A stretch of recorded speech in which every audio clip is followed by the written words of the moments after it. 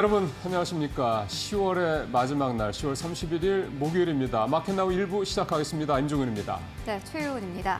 간밤 증시 3대 지수가 일제히 하락하면서 거래를 마감을 했습니다. 네. 그리고 사실 시장이 마감된 이후에 가장 중요한 기업들의 실적이 또 발표가 됐는데 네, 그렇죠. 메타가 실적 자체는 굉장히 좋았습니다. EPS 매출 모두 다 시장의 예상치를 상회하긴 했지만은 활성 사용자 수에서 약간의 미스가 그쵸. 났고 그리고 네. 굉장히 특징적이었던 것은 내년에 AI 쪽에 지출이 더 많아질 것이다 라고 전망을 했는데 오히려 시장에서 좀 부담감을 느꼈던 듯합니다. 시간의 거래에서 3% 넘게 하락세를 보였는데요.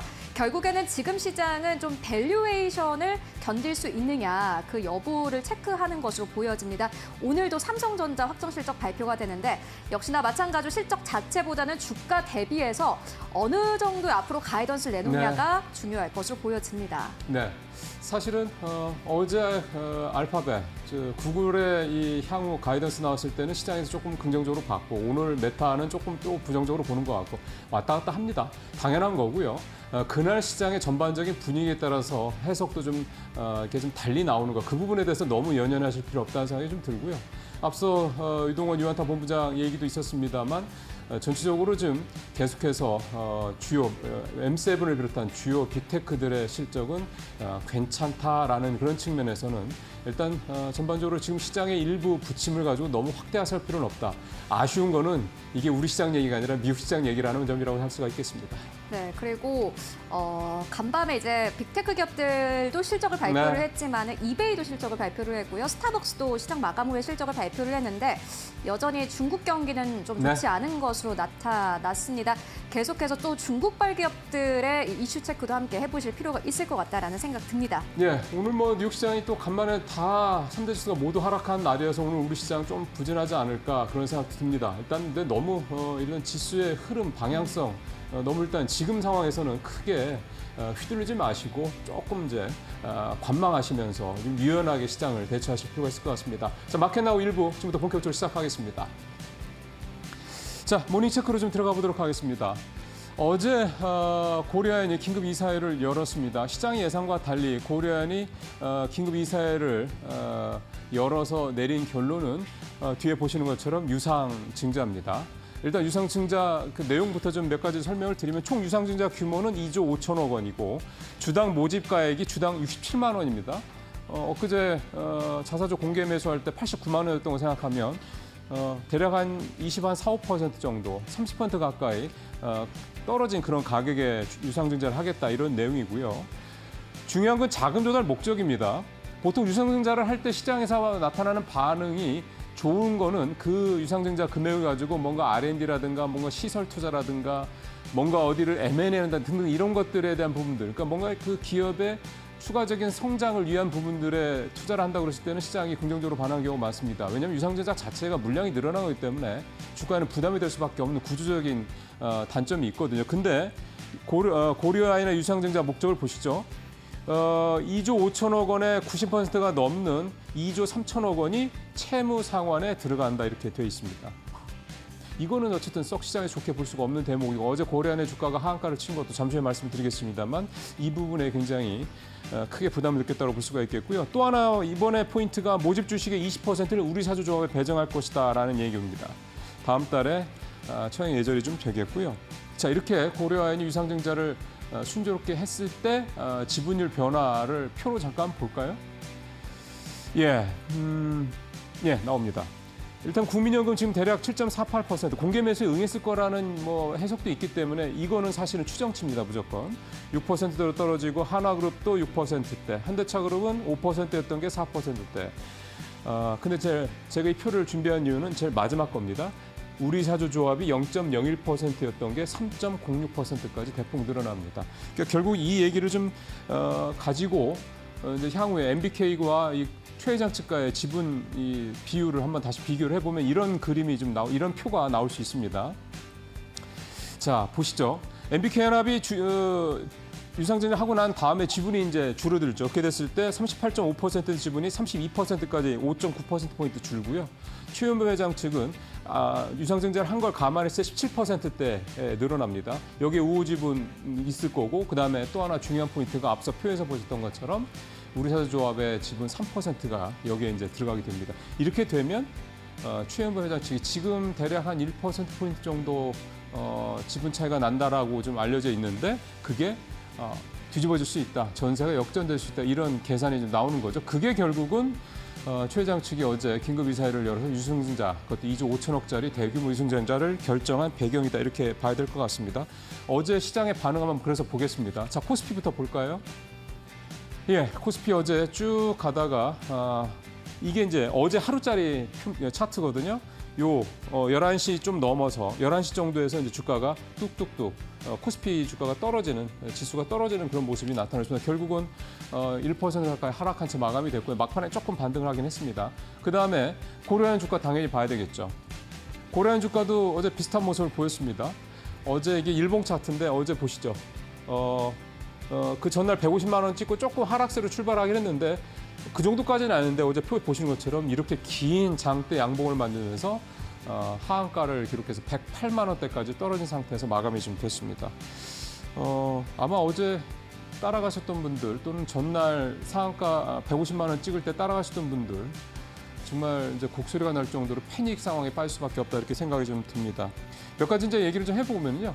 일단은 공개 매수 가격이 67만 원이라는 거. 이 공개 매수가 아니라 이 유증 그 가격이 67만 원이라는 거. 공개 매수 가격의 89만 원보다 30% 가까이 좀 낮다라는 점이 또 하나가 있겠고. 이렇게 되다 보니까 투자자들 상당히 좀 여러 가지로 좀 심각한 상황이다 이렇게 생각이 됩니다. 그래서 이제 고려은에서 이 금감원에서도 이 고려은의 유상증자 계획에 대해서 제동을 걸 수도 있다라는 그런 내용이 어제 바로 기사화가 되기도 했습니다. 자, 이제 결론은 이겁니다. 시장에서 제일 싫어하는 거 여러분들도 먼저 잘 아시죠? 불확실성입니다. 예측 불가능한 거 이런 것도 시장에서 제일 싫어합니다. 왜냐하면 이게 주가가 올라갈 수 있지만 주가가 떨어질 확률이 훨씬 더 높기 때문인 거고요. 이 고려은의 유상증자 계획은 종합적으로 좀 평가를 해보면 결국은 이번에 경영권 방어를 위해서 밖에서 끌어들인 대략 한 2조 한 6천억 정도 되는 이 채무죠. 결국은 이거를 유상증자를 통해서 갚겠다 이런 얘기가 좀 되는 거거든요. 그럼 결국은 본인들이 갚을 능력이 안 되기 때문에 주주들의 손을 빌려서 이 채무를 상환하겠다. 내가 경영권 방어를 해서 주가를 끌어올릴 테니 여러분들 주주분들 나를 믿어달라 뭐 이런 얘기가 좀 되는 건데 일각에서는 이거를 고려은이 이제 국민주가 되겠네라고 약간 비아냥거리기도 합니다. 그만큼 시장에서 보는 시선이 곱지 않다 이런 얘기가 좀 되는 거고요. 이게 경영권 방어에 집착한 이 굉장히 이런 어떤 부분이 시장의 신뢰를 잃는 어떤 그런 자충수로 갈 가능성이 높지 않냐 이런 우려들 나올 수밖에 없다는 생각이 듭니다. 모닝 체크 마치겠습니다.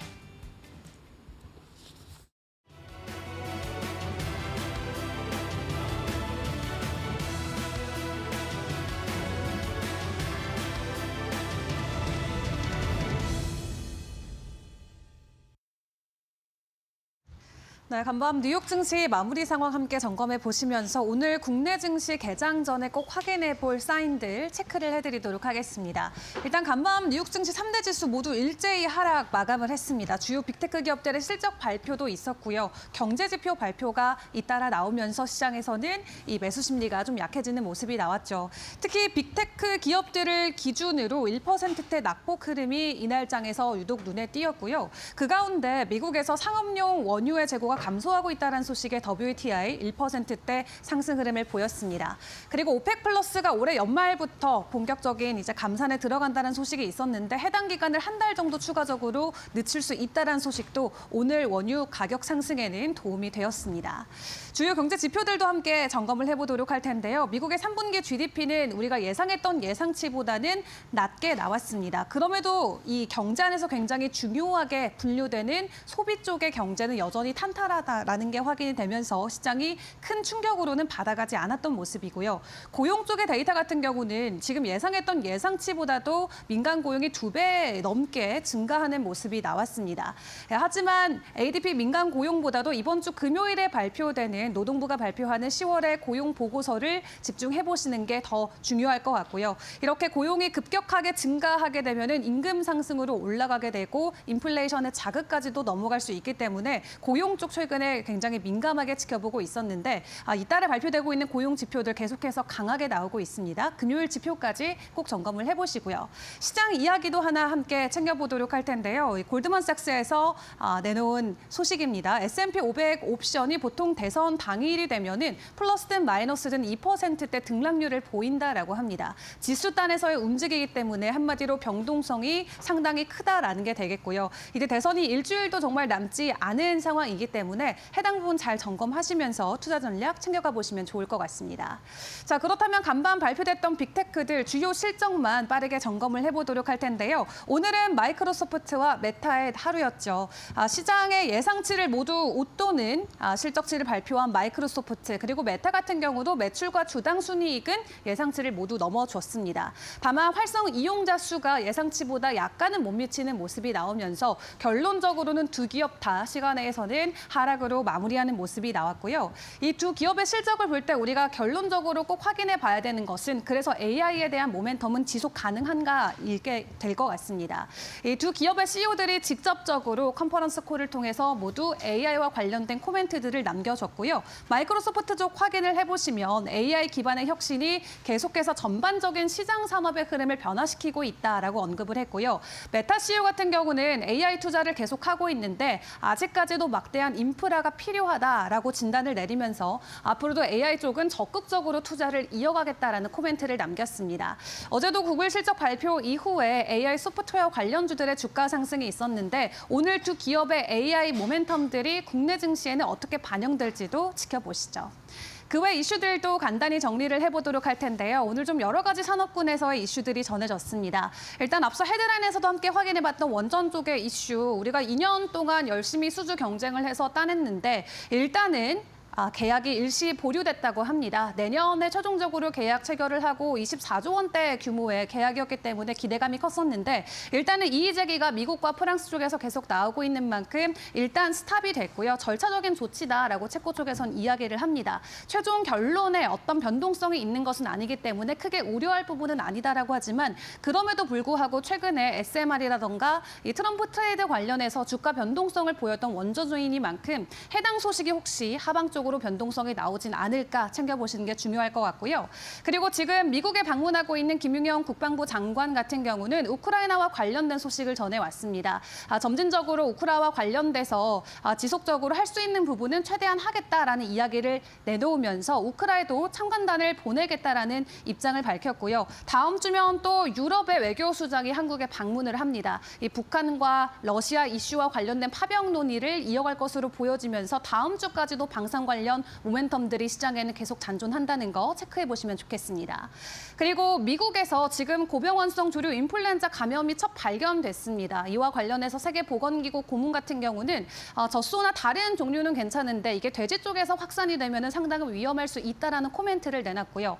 또 어제 국내에서도 고병원성 조류 인플루엔자가 확진 사례가 나왔습니다. 올해 최초라고 하고 해당 이슈 때문에 어제 시간에 거래해서 이글벳이 상한가 안착을 했거든요. 미국에서도 동일한 소식이 전해진 만큼 오늘 구충제 관련주들의 변동성도 꼭 체크를 해보시면 좋겠습니다.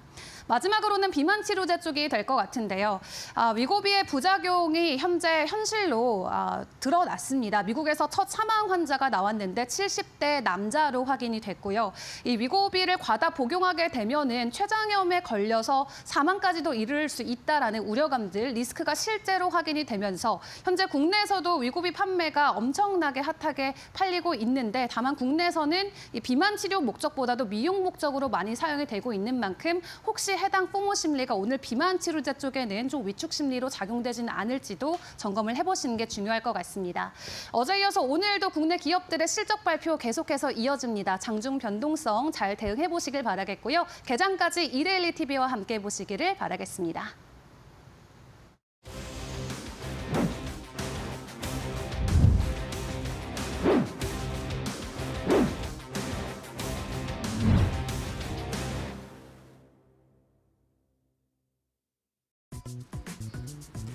현대자동차가 최근 국내 최대 규모로 재생에너지 공급 계약인 PPA를 체결했다고 밝혔습니다.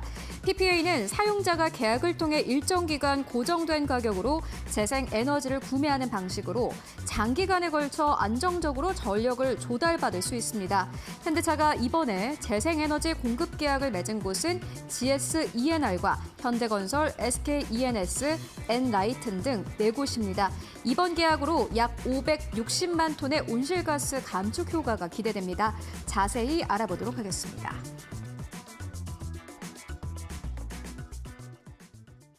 자, 이슈를 해다로 오늘 시장 본격적으로 좀 준비를 좀 해보도록 하겠습니다. 박정식 파트너, 곽유정 파트너 나오셨습니다. 어서 오십시오. 네, 안녕하세요. 자, 오늘 첫 번째 이슈는 앞서 최윤 앵커 말씀해 주신 대로 현대차가 오늘 최대 규모의 재생에너지 계약을 했다.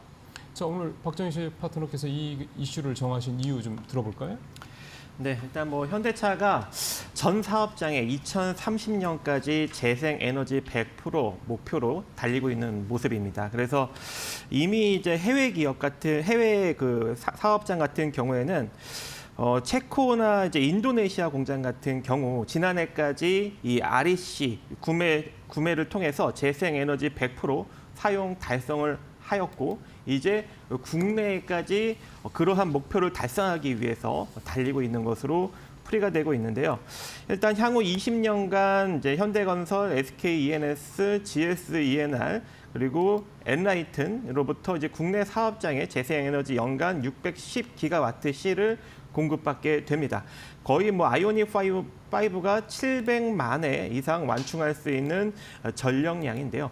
이렇게 이제 많은 전력량을 이제 지속적으로 이제 공급을 받으면서 이제 국내에서도 재생에너지 100%를 목표로 달리고 있는 모습이고, 또 우리 국내뿐만 아니라 이제 해외 쪽에서도 여러 가지 이제 사업을 하고 있는 것으로 보여집니다. 일단 뭐 미국 공장 같은 경우에도 RE100을 목표로 일단 뭐 재생에너지 쪽을 사용할 수 있게끔 공장 설계까지 진행을 하면서 이 미국에 일단 뭐 지원금을 현재 좀 받고 있는 것으로 받으려고 하고 있는 것으로 보여지고 있고요. 특히 이제 국내나 해외 전부 다 이 사업장에 이제 태양광 발전까지도 같이 좀 진행을 하고 있습니다.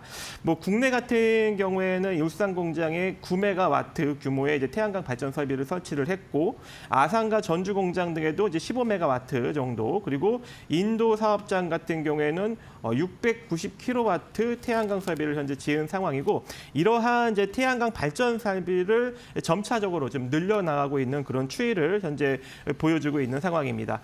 그래서 그런가 최근 이제 현대차가 지난 이제 2021년부터 하기 시작한 이 배터리, 전기차 배터리를 이제 재사용해서 만드는 에너지 저장 장치 ESS 사업을 우리가 주목을 할 수밖에 없을 것 같은데요. 이미 이제 테슬라 같은 경우에는 이제 이 사업 쪽에서 상당히 이제 매출 성장력이 나타난 것으로 이제 증명을 하였기 때문에 이 현대차 쪽의 사업도 이제 서서히 관련 매출이 발생이 되면서 긍정적인 시너지 효과가 나타나지 않을까 기대하고 있는 상황입니다.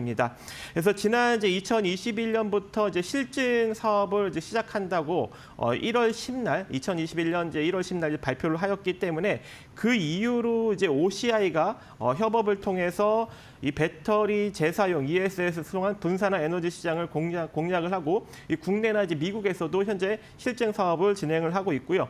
한학축세 같은 경우에도 이제 지난 2020년 5월에 이 태양광과 연계한 ESS 공동 개발 사업 협력을 위한 MOU를 체결을 하면서 이 같이 이제 실증 사업에 동참을 하고 있는 상황입니다. 그래서 폐배터리 쪽도 우리가 한번 눈여겨 볼 수 있는 그런 상황이 될 것 같고요.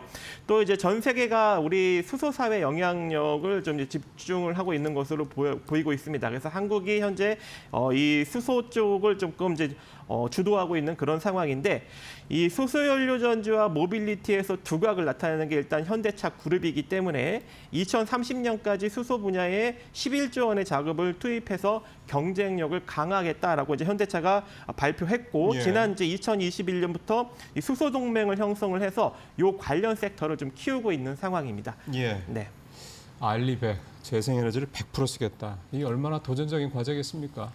지금까지 사실은 뭐 갖다 쓰는 게 뭐가 중요해라고 생각하던 그런 기업들에게는 이 최근에 이 기후위와 관련된 여러 가지 규제들이 상당히 부담스러울 수밖에 없음에도 불구하고 가야 되는 거라면 어차피 좀 더 적극적으로 공격적으로 가는 게 나을 수도 있는 거기 때문에 그런 부분들에 대한 얘기들 계속해서 좀 관심 있게 좀 보셔야 될 것 같습니다. 오늘 나온 이 부분 그래서 좀 더 장기적으로 계속해서 좀 관찰을 해야 될 그런 분야라고 생각이 좀 들고요. 자, 그래서 이제 관련주들이 어떤 게 있는지 최의원 앵커 통해서 한번 좀 일단 좀 좁혀보겠습니다. 범위를. 네, 관련된 종목 함께 만나보도록 하겠습니다. 먼저 가장 첫 번째 기업으로는요. 파워로직스와 함께 살펴보고 가도록 하겠습니다. 파워로직스는 현대향 쪽이다라고 생각을 해보시면 좋을 것 같은데요. ESS 쪽에서 높은 기술력을 보유하고 있는 회사이기도 합니다. 특히나 이 파워로직스 같은 경우에는 ESS 생산을 위해서 연 10메가와트 규모의 파일럿 라인을 구축했다라고 밝히기도 했습니다. 일단 기대감 계속해서 받아가고 있는 상황이고요. 그리고 신재생 에너지 하면은 우리가 대표적으로 떠올릴 수 있는 부분이 있습니다. 바로 태양광 쪽인데요. 먼저 한화솔루션입니다. 1.8% 넘게 어제 내리면서 거래를 마감을 했습니다. 한화솔루션 어제 실적을 발표를 했는데 실적 자체는 굉장히 부진했습니다. 계속해서 적자를 내고 있는 것으로 확인됐는데요. 다만 긍정적인 부분도 있었습니다. 이 전분기 대비해서 적자 폭이 반 정도 줄였다고 합니다. 그리고 컨퍼런스 콜을 통해서 4분기에는 더 괜찮은 실적이 나올 것이다라고 밝혔고 앞으로 2025년의 실적 성장세는 기대해 볼 수 있다라고 밝혔습니다. 이에 따라서 부진한 실적을 발표를 했고 적자를 연이어서 기록하긴 했습니다만은 주가가 크게 빠지지 않았다는 점을 여러분들 확인하실 수 있을 것 같고요. 그리고 또 다시 이 태양광과 관련된 기업이 있습니다. 바로 OCI라는 기업인데요. 역시나 마찬가지로 어제 실적을 발표를 했습니다. 주가 1% 넘게 하락하면서 거래를 마감을 했는데 OCI 같은 경우에는 영업이익이 177억 원으로 집계가 됐습니다. 작년 동기 대비해서 두 자릿수 이상 감소한 것으로 나타났습니다. 다만 OCI 측에서는 해상 운임료가 너무 많이 올랐고 원가 자체가 좀 하락하면서 전반적으로 좀 타격이 있었다. 이 상산 단가라든지 판매 단가에 좀 문제가 있었다라고 밝혔습니다. 다만 OCI도 역시나 마찬가지로 한화솔루션과 함께 앞으로 실적에 대한 기대감이 있다라고 밝혔는데요. 이에 따라서 어제 부진한 실적을 발표를 했음에도 불구하고 양사의 주가는 1% 하락에 그쳤습니다. 그리고 SK이노베이션 살펴볼 수 있을 것 같은데요.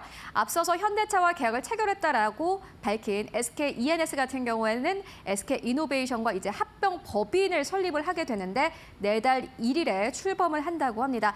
앞으로의 관련된 주가를 함께 확인해 보시면 좋을 것 같습니다. 이어서 종목과 관련된 사항 다 자세하게 만나보시죠.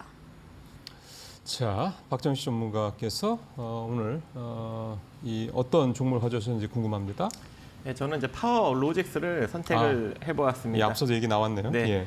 이미 이제 파워로직스 같은 경우에는 이제 초전도체 관련 이슈로 연초에 좀 강한 상승력을 보였던 종목인데 최근에 주가가 다 내려왔어요. 그래서 이 폐배터리 관련으로 다시 한번 부각을 받을 수 있는 그런 주가 위치가 되지 않겠느냐 이렇게 생각을 하고 있고 그리고 이제 파워로직스 같은 경우에는 이제 휴대폰의 2차 전지 보호회로 그리고 노트북 그리고 디카에 들어가는 이제 2차 전지 보호회로를 만들어내고 있고 특히 이제 카메라 모듈, 카메라 보호회로 같은 경우에는 삼성전자의 1차 협력사로 매출 비중이 상당히 좀 있는 상황입니다. 그래서 이제 이러한 이제 소형 2차 전지 보호회로 개발 경험을 바탕으로 인해서 향후 이제 중대형 2차 전지 보호회로나 이 배터리 팩 사업을 본격화하고 있는 상황인데 이미 이제 국책과제를 통해서 이제 ESS에 적용할 수 있는 배터리 관리 시스템을 이제 개발을 완료한 상황이고 또 2019년부터 현대차 그룹에 납품할 이 전기차 폐배터리를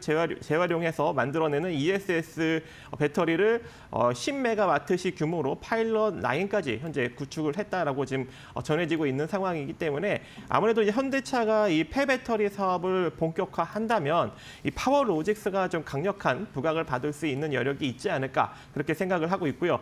전년도에 실적이 상당히 조금 이제 긍정적으로 대규모 흑자를 냈습니다. 재작년까지 좀 적자였는데 작년부터 흑자를 기록하면서 올해도 그 흑자를 좀 이어가고 있는 그런 상황이거든요. 물론 이제 작년보다 조금 영업이익은 좀 부진한 측면은 있지만 그래도 흑자를 유지해가고 있다는 것이 상당히 좀 긍정적이고 다른 폐배터리 관련 종목들은 이제 적자를 내는 기업들도 상당히 많이 존재합니다. 하지만 파워로직스는 작년부터 흑자를 기록하고 있다는 것에 여러분들이 좀 관심을 기울였으면 좋겠고 그리고 주가도 최근에 많이 내려와서 본연의 자본총계 순자산 가치인 2,062억보다 현재 시가총액 1,834억으로 저평가되어 있습니다. 그래서 지금부터 천천히 모아가신다면 이 폐배터리 관련 이슈가 나올 때 강력한 주가 상승력 기대해 볼 수 있을 것 같습니다.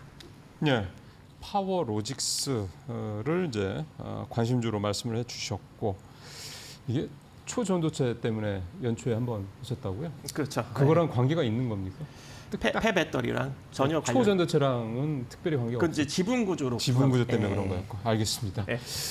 자, 그러면 이제 우리 곽유정 파트너께서는 어떤 종목을 준비하셨습니까? 네, 신재생 에너지 하면 저는 하나솔루션 꼽아보고 싶은데요. 아, 그래요? 네, 네. 태양광 쪽으로 해서 그렇죠. 네. 대장주라고 볼 수 있을 것 같은데 하나솔루션이 2022년도까지만 하더라도 실적도 굉장히 잘 나갔었고요. 주가 역시도 이제 고점을 2022년도에 한번 찍었습니다. 근데 그 이후로 지금 한 2년 정도 헤매고 있는 주가 움직임 나타나고 있고요. 실적 역시도 적자로 좀 돌아서는 등 좀 부진한 측면이 있었습니다. 근데 그도 그럴 게 최근 근래 2년 새 중국 쪽에서 저가형의 그 태양광 패널을 이제 미국 쪽에다 계속 공급을 했었거든요. 그렇죠. 네.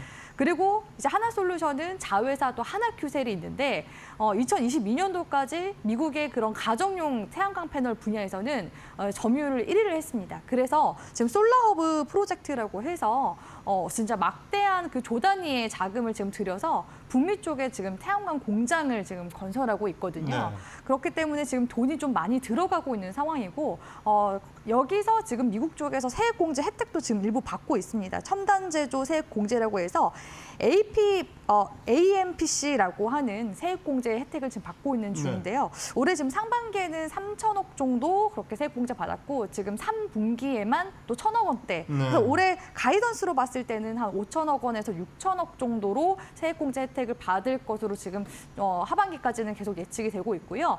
내년에는 이 세액 공제 혜택이 조금 더 늘어난 1조 정도까지도 세액 공제 혜택을 받을 것으로 기대가 되고 있습니다. 이게 해리스가 돼야 되겠네요. 그러려면. 그렇죠. 그렇기 때문에 그런 불확실성까지도 이미 지금 주가에 좀 반영이 되고 있는 상황이다라고 볼 수 있을 것 같은데요. 그래도 긍정적인 부분은 짤막하게 좀 말씀드리자면 지금 최근에 미국의 칩스법 대상이었던 이제 반도체가 이제 태양광 쪽으로까지 지금 확대가 될 것으로 네. 지금 전망이 되고 있는 상황입니다. 중국발 태양광 침국을 견제하기 위해서라고 하는데요. 그러면 기존에 받던 세액 공제에서 중복으로 또다시 추가적인 세액 공제 혜택을 받을 수 있지 않을까라는 그런 관련 기대감도 들어오고 있고 상반기부터 이제 미국 쪽에서 중국 쪽에 관세 부과를 이제 매겼기 때문에 그렇죠. 이제 4분기부터는 이 하나솔루션도 다시 또 수혜를 받을 가능성이 높지 않을까. 왜냐하면 재고가 이제 거진 다 처리가 되고 있는 그렇죠. 중이거든요. 그래서 그런 부분으로 봤을 때 하나솔루션 지금 구간이 최바닥에 사실 가까운 시점인 만큼 우리 시청자분들 대선 네. 이후에도 좀 주목을 해볼 만한 종목이니만큼 이 하나솔루션 주목해 보셨으면 좋겠습니다. 긍정적인 면을 보자면 태양광 관련된 그런 사업은 미국 내에서 주로 이제 공화당 쪽 주들을 많이 하거든요. 그러다 보니까 트럼프가 재선이 되더라도 이 태양광 쪽을 막 죽이거나 이러지는 않을 거다라는 사실 얘기들이 많이 있습니다. 그래서 너무 뭐 트럼프가 되면 신재생에너지는 사업은 다 죽을 거다 이렇게까지 극단적으로 생각하실 필요는 좀 없다. 이런 부분도 감안하시면서 하나솔루션을 좀 보시면 될 것 같습니다. 파워로직스, 하나솔루션이 신재생에너지 관련된 두 기업들 살펴봤고요. 자, 두 번째 시험 가보도록 하겠습니다. 최근 화장품 회사들 주가가 약세를 보이는 가운데 보톡스 관련주들이 신고가를 다시 쓰고 있습니다. 화장품에 비해 상대적으로 경쟁 강도가 낮고 미국 시장이 높은 성장세를 보이고 있기 때문인데요. 전날 파마리서치는 52주 신고가인 24만 1,500원까지 올랐습니다. 또 맥쿼리 증권은 휴젤의 목표 주가를 36만 원으로 제시해 커버리지를 게시했습니다. 앞으로 톡신 시장은 어떻게 흘러갈까요? 관련 사안 자세히 만나보도록 하겠습니다. 자, 보톡스. 예. 이게 참 그동안에는 최근 몇 년 동안에 계속 어떤 그 법적 분쟁 이런 이슈로 기사화가 많이 되고 했던 건데 올해는 좀 그 부분보다는 실제 실적이라든가 수출 이런 쪽으로 좀 얘기가 많이 되고 있어서 참 다행이라는 생각이 듭니다. 자, 우리 곽유정 파트너가 오늘 보톡스 관련주 얘기를 해오셨는데 어떻게 보시는 거예요? 일단 제가 간헐적으로 이 관련 이슈를 가지고 오긴 하는데요. 파마 리서치가 계속해서 또 신고가를 네. 써내려가고 있기도 하고 지금 휴젤 같은 경우에도 기존에 좀 리스크가 있었거든요. 메디톡스와의 그런 이제 소송에 대한 그런 문제점들도 있었는데 최근에 이 미국의 국제무역위원회로부터 이제 제소를 보유를 함으로써 그런 리스크 역시도 지금 사라져 있는 상황이라고 볼 수 있을 것 같습니다. 거기에다가 또 휴젤 같은 경우에는 미국의 레티보 출시가 이제 가시화되고 있는 시점이니만큼 추가적인 매출 확대에 대한 부분들도 기대를 해볼 수가 있어서 이러한 이슈를 통해서 지금 보톡스 관련 종목들의 네. 상승세가 나오고 있는 게 아닌가 싶거든요. 근데 사실 이제 미국 쪽 같은 경우에는 보톡스 이제 한번 시술을 받으려면 금액 자체가 우리나라와 달리 매우 비쌉니다. 예를 들어서 우리나라 같은 경우에는 이마랑 턱 시술 받는데 네. 한 9만 원대밖에 되지가 않는데 네. 미국 같은 경우에는 이 두 부위를 시술을 받으려면 최소 70만 원대에서 약 200만 원 안 되는 돈으로 시술을 받을 수가 있거든요. 그렇기 때문에 지금 해외 외국인들도 우리나라 와서 또 시술 받는 게 의료 관광 차원에서 와서 받는 그런 목적들도 많이 있다고 합니다. 그리고 그리고 또 우리나라 이제 국산 보톡스 제품 같은 경우에는 아무래도 이제 미국과 가격 경쟁력에 있어서 가격 경쟁력에 우위가 있는 상황이고 네. 기술력도 지금 좋다고 이제 평가를 계속 받고 있는 중이기 때문에 이런 부분이 지금 미국 쪽에서 매출 성장세를 지금 계속 이끌어 나가고 있는 것으로 볼 수 있을 것 같고요. 최근에 이제 미국의 보톡스 시장만 전망을 했을 때 우리나라 이제 기업들이 지금 미국 쪽에 계속 또 진출을 하려고 또 시도도 하는 기업들도 그렇죠. 있고 예. FDA 승인을 받은 곳들도 있거든요. 미국 시장이 지금 이제 2023년도 이제 기준으로 봤을 때는 대략적으로 한 6조 달러 정도 되는데 2030년도에는 약 10조 안 되는 시장까지도 계속 성장세가 예상이 되는 상황이에요. 그래서 미국 쪽도 이렇게 지금 성장세가 가속화될 것으로 기대가 되지만 유럽 시장도 예. 있고 중국, 거기다 그렇죠. 더 나아가서 동남아 시장까지도 점유를 해나갈 수가 있기 때문에 오히려 지금 우리 국내 지금 보톡스 이런 기업들이 공장 가동률이 지금 그 수요를 따라가지 못하고 있는 그런 글쎄요. 상황이라고 합니다. 그렇기 때문에 이 보톡스 쪽도 어떻게 보면은 K 보톡스잖아요. 이런 수출 모멘텀도 같이 함께 보시면 좋을 것 같습니다. 그 말씀대로라면은 최근에 생산 캐파를 늘리고 있거나 공장을 그러니까 이를테면 짓고 있거나 공장을 지었거나 또는 공장을 짓겠다고 뭔가 자금을 조달하거나 이런 회사들을 조금 더 보실 수가 있겠네요.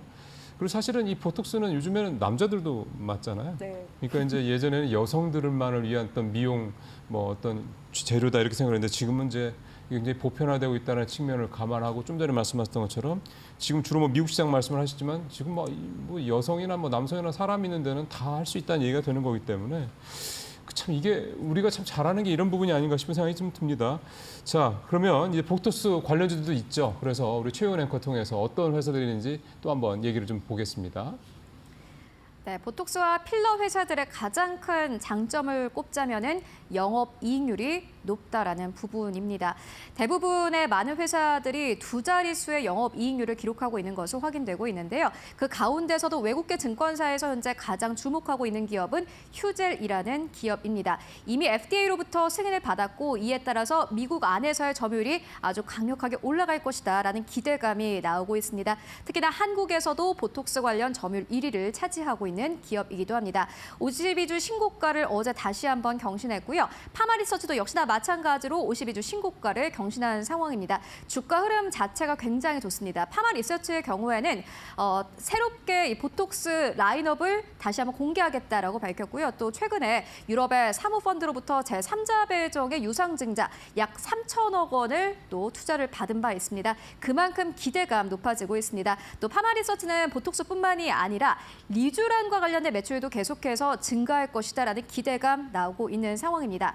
그리고 여기에 더불어서 또 대웅제약도 함께 살펴보실 수 있을 것 같은데요. 대웅제약의 매출단에서 가장 많이 나오는 부분은 바로 나부타라는 보톡스입니다. 역시나 마찬가지로 기대감 커지고 있는 상황입니다. 어제 주가 함께 만나보시면 휴원스 글로벌을 제외하고는 전반적으로 하락하면서 거래를 마감을 했습니다. 휴원스 글로벌의 경우에는 보톡스 사업을 물적 분할한 바 있습니다. 기대감 계속해서 높아지고 있는 기업이기도 하고요. 어제 2% 넘게 상승하면서 거래를 마감을 했습니다. 어제 시장이 크게 빠졌음에도 불구하고 보톡스 관련 종목들 하락폭은 크지 않았던 것으로 보여집니다. 그렇다면은 이러한 기업들 가운데서 어떠한 기업을 주목하면 좋을까요? 이어서 만나보도록 하겠습니다. 자, 우리 곽유정 파트너 보톡스 관련돼서 어떤 종목 가져오셨습니까? 네, 상대적으로 지금 덜 올랐지만 올해 상반기 매출액은 보톡스 쪽에서 가장 지금 1위 매출을 기록하고 있는 대웅제약을 가져왔습니다. 예, 대웅제약이면 우리가 그냥 그거 유명한 그 약품 하나 있잖아요. 그거 생각하는데 대웅제약도 이 보톡스 쪽으로 굉장히 강하군요. 그렇죠. 보톡스뿐만 아니라 지방분해 주사 이런 쪽도 유명하더라고요. 그래요? 아. 네, 저도 얼마 전에 병원에 한번 갔다 왔기 때문에 이런 시장 조사 겸 갔다 왔기 그렇죠. 때문에 중요한 거죠. 좀 알고 있는데 일단 휴젤 같은 경우에는 레티보가 지금 미국 출시를 가시화한 상황이잖아요. 이미 그에 앞서서 대웅제약의 나보타는요, 미국의 주보라는 이름으로 이미 보톡스 시장 지금 점유율을 계속해서 늘려나가고 있는 중이라고 볼 수 있습니다. 그럼 나보타는 국내 브랜드 이름이고 네네. 미국에 수출하는 브랜드는 주보. 나보타가 아니라 주보. 네네. 그러니까 나보타나 주보는 같은 제품. 예, 이게 셀트리온 같은 경우에도 마찬가지잖아요. 예, 미국의 FDA 승인받은 제품은 램시마라는 이름으로 따로 판매가 되는 것처럼 예. 이름이 좀 바뀌어서 판매가 되기 때문에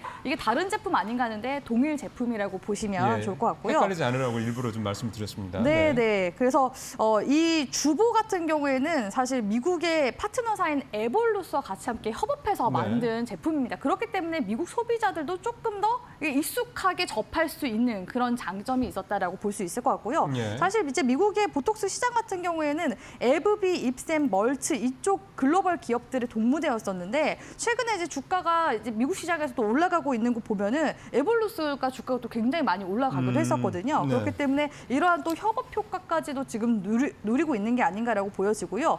분명히 이제 2021년도까지만 하더라도 이 미국의 이 주보 시장 점유율 자체가 7% 정도밖에 되지 않았는데 작년에는 이제 두 자릿수 11%대로 올라왔고요. 올해 2분기까지는 또 13%대 정도까지 끌어올렸다라고 볼 수가 있습니다. 그래서 사실 지금 현재 수준의 점유율만 계속 유지한다면 아까 말씀드렸다시피 미국에 있는 톡신 시장이 더 이제 커질 것으로 그렇죠. 말씀드렸잖아요. 네. 그럼 대규모의 매출 확대 역시도 기대가 되는 그런 이제 상황이라고 볼 수 있을 것 같고요. 이 이제 주보 같은 경우에는 그러니까 적응증도 요즘에는 또 확대해 나가고 있어요. 요즘 수많은 또 기업들이 예를 들어서 비만 치료제도 원래 당뇨에서 파생된 거고 맞아요. 그다음에 네네. 마시 대사 이상 그 질환 치료제로 계속 적응증 확대해 나가고 있잖아요. 아, 적응증 확대한다는 게 그런 내용이군요. 네네, 그런 이제 부분에 있어서 기존에는 이 보톡스가 뭐 눈가 주름이나 미간 주름 이쪽 위주로만 이제 했다면 지금 보니까 편두통이라든지 경부 긴장 이상, 미마비, 외상 후 스트레스 장애 등으로도 지금 확장해 나갈 계획이라고 하니까 이런 적응증 확대에 대한 부분들도 주목을 해볼 수가 있고요. 대웅제약 쪽에서 지난해 5월 달에 나보타 3공장 증설 계획을 밝혔었는데 이 3공장이 내년에 이제 완공이 될 예정입니다. 그럼 캐파가 커지는 만큼 매출 확보도 용이하다는 거겠죠. 그런 관점에서 대웅제약 주목해 보셨으면 좋겠고요. 대웅제약이 주가가 지금 현재 2022년도까지는 제가 정고 쪽까지는 주가 회복세가 나오지 않을까라고 보고 있어서 현재 15만 원대인데 적어도 18만 원에서 19만 원 구간대까지 월봉상 매물대 상단이 열려 있으니까 추가적인 움직임 기대해 보셔도 좋을 것 같습니다. 그러면 지금 차트만 보면은 이렇게 좋은 재료들이 있음에도 불구하고 이를테면 전고점이 지금 2022년 그때 중반쯤에 19만 원 정도인데 그거까지 이게 좀 이렇게 내려온 뭐 특별한 이유가 있을까요? 뭐 그 법적 분쟁 때문에 계속 이렇게 좀 눌렸던 거라고 봐야 되나요? 네네, 그런 이제 부분에 이제 악재도 있다라고 볼 수 있을 것 같고요.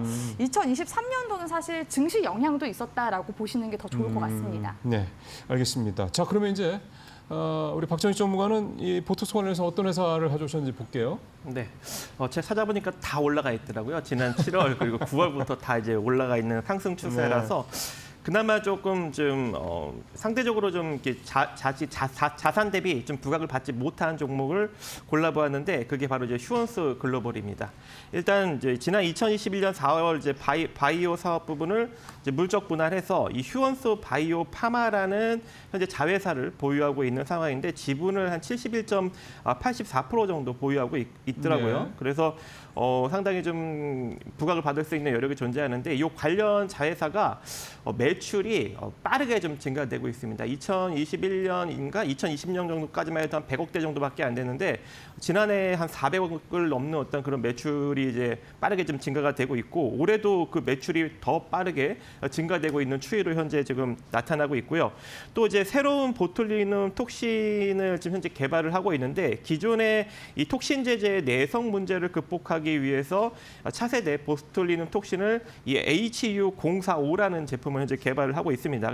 현재 국내 임상 3상에 들어갔고 현재 2026년 6월에 개발을 완료 완료할 예정이기 때문에 요것만 잘 개발된다면 아무래도 더욱더 큰 성장이 나타나지 않을까 그렇게 네. 생각을 하고 있어요. 그래서 네. 이 종목도 같이 한번 눈여겨보시면 좋을 것 같습니다. 네. 두 번째 이슈는 보톡스였는데 대웅제약과 휴온스 글로벌 두 회사를 우리 두 파트너님께서 말씀을 좀 해주셨습니다. 자, 오늘도 말씀 잘 들었습니다. 고맙습니다.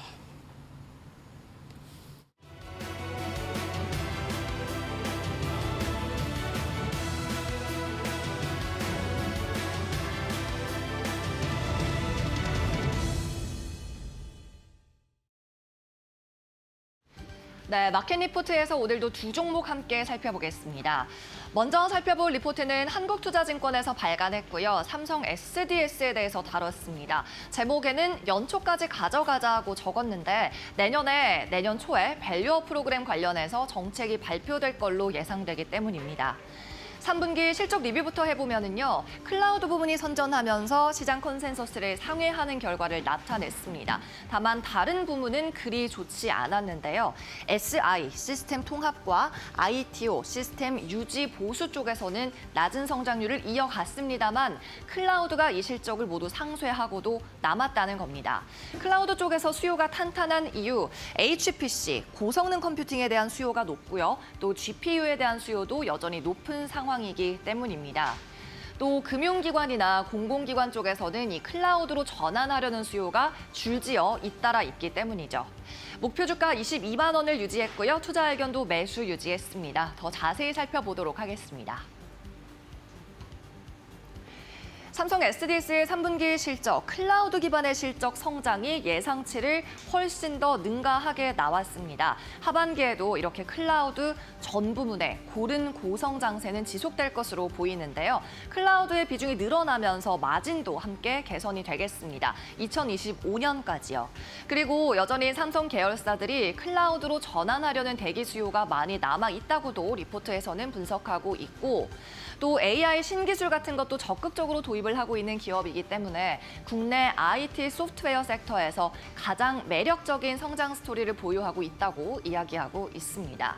이렇게 클라우드 부분의 매출이 확대되면서 2025년까지도 실적은 탄탄할 것으로 보이는데 이 가운데 밸류에이션 부담도 적은 것이 매력적입니다. 올해 실적 추정치를 기준으로 계산해봤을 때 퍼가 14.5배를 기록하고 있습니다. 또 내년 초에 이사회 이후에는 밸류업 프로그램 관련해서 주주가치 재고 방안이 발표될 것으로 예상이 되고 있거든요. 매수 고민하시는 분들은 이 부분에 포인트를 두고 매수해야 한다고 이야기하고 있습니다. 네, 계속해서 다음 리포트 확인해 보도록 하겠습니다. 이번에는 DS투자증권에서 발간한 HK 이노엔 관련한 리포트고요. 저희 잘하고 있습니다라고 제목을 달았습니다. HK 이노엔도 3분기부터 좀 실적 확인을 해보면 컨센서스를 조금 하회했습니다. 매출액이 2,295억 원, 그리고 영업이익은 222억 원을 기록했습니다.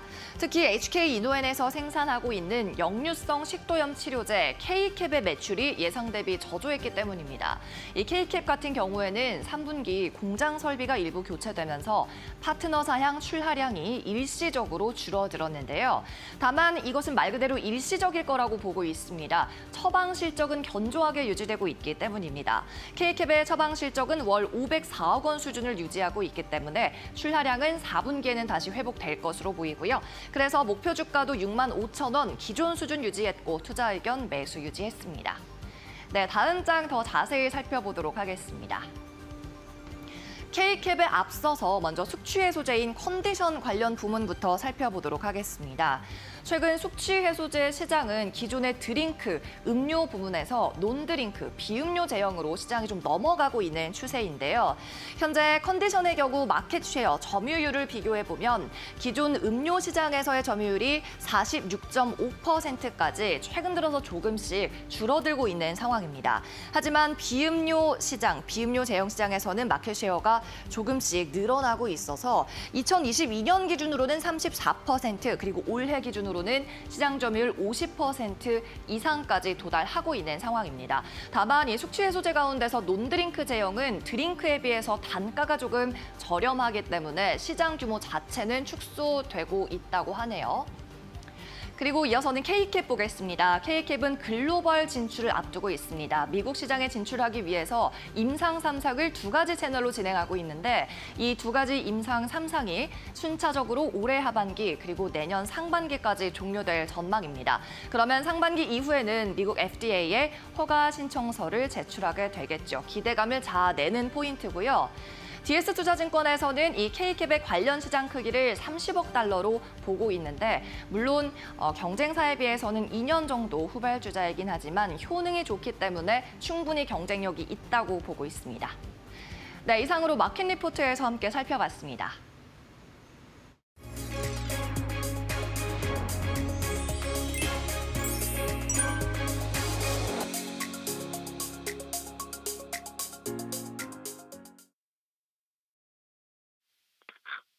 네, 반갑습니다. 전일 뉴욕 증시는 빅테크 실적 경계감과 GDP 부진 등의 영향으로 하락 마감했는데요. 특히 필라델피아 반도체 지수가 전일과는 반대로 큰 폭 하락하면서 국내 반도체 섹터에도 영향을 줄 것으로 보고 있습니다. 어제도 말씀을 드렸지만 삼성전자가 최근 가파르게 반등 흐름으로 진행이 됐지만 아직 추세 전환점을 돌파는 못했다라고 말씀드렸고 오늘 추가적인 조정이 나온다라고 하면은 반도체 업종들, 종목들 대부분이 추가적으로 조정세로다가 전환이 될 수 있다라는 점 참고하셔서 꼭 주의해서 투자를 하시길 바라겠습니다.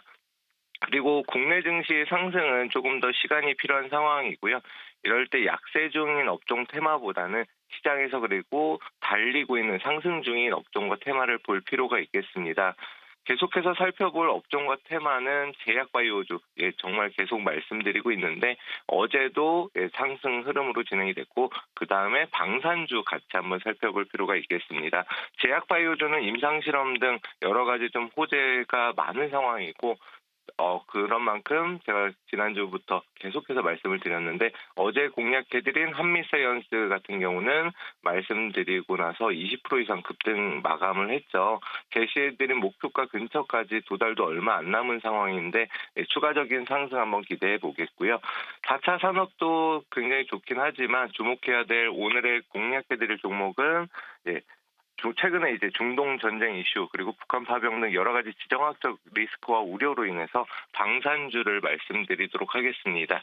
오늘 공략주인 한국항공우주는 앞서서도 한번 이미 공략을 해드렸고 이후에 추가적인 상승이 나왔는데 추가적인 현재 위치에서 추가적으로 추세가 나쁘지 않기 때문에 조금 더 높은 상승 기대해 볼 만하고요. 박스권 저항대를 돌파하면서 언제든지 추가적인 급등이 나올 수 있는 위치다라고 말씀드리겠습니다. 이상 이데일리 이슈였습니다.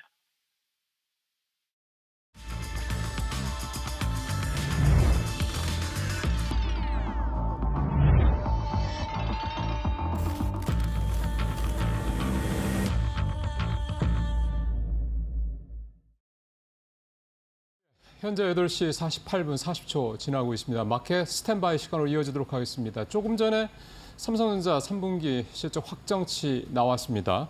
한번 좀 자막을 보셨겠습니다만 복기를 좀 해드리면 매출 79조 살짝 넘었고요. 3분기 영업이익이 9조 1,800억, 지난번에 했던 9조 1,000억, 이거보다 좀 9조 2천억에 가까운 쪽으로 나오긴 했는데 사실 가장 큰 관심사는 이제 반도체 부문이 도대체 영업이익이 얼마가 될 것이 이 부분 아니겠습니까? 근데 3조 8,600억, 시장에서 대략 떨어져도 4조 원대 정도 나오지 않겠냐 얘기를 했던 거에 비하면 또 이제 어닝스 서클을 한번 더 볼 수 있는 그런 대목입니다.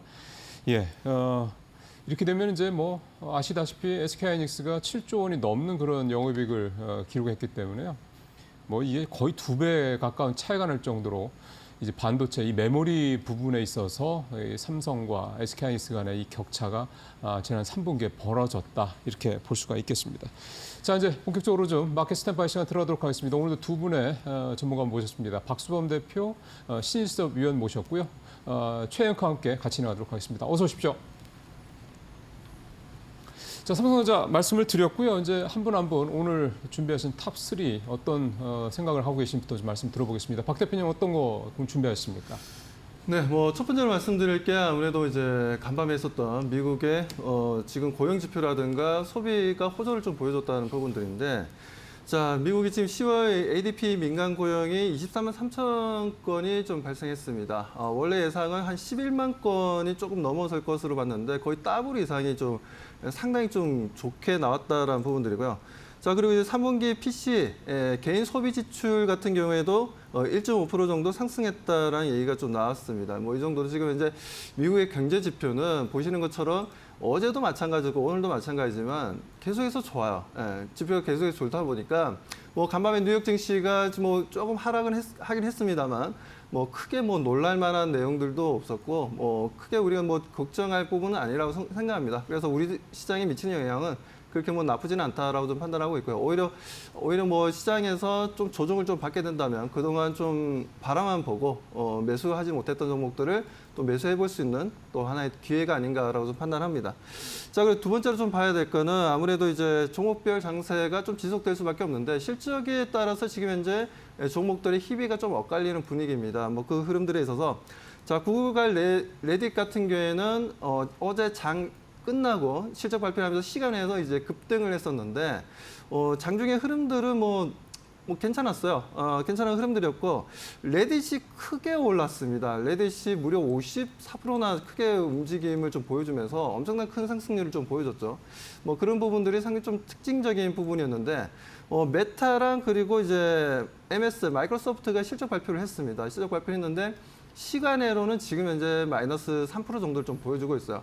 둘 다 보면 실적은 긍정적으로 잘 나왔습니다. 예상치에 부합하면서 이제 잘 나왔는데 일단 메타가 뭐 이런 흐름들을 좀 보여주는 부분들에 있어서 일단 뭐 제가 봤을 때는 전체적으로 반도체 관련 종목들이 조금 조정을 좀 받았습니다. 엔비디아를 비롯해서 퀄컴을 비롯해서 텍사스 인스트루먼트도 마찬가지고 전체 조정을 좀 받는 분위기에 있어서 시간외로 조금 좀 밀리는 게 아닌가. 실적과 별도로.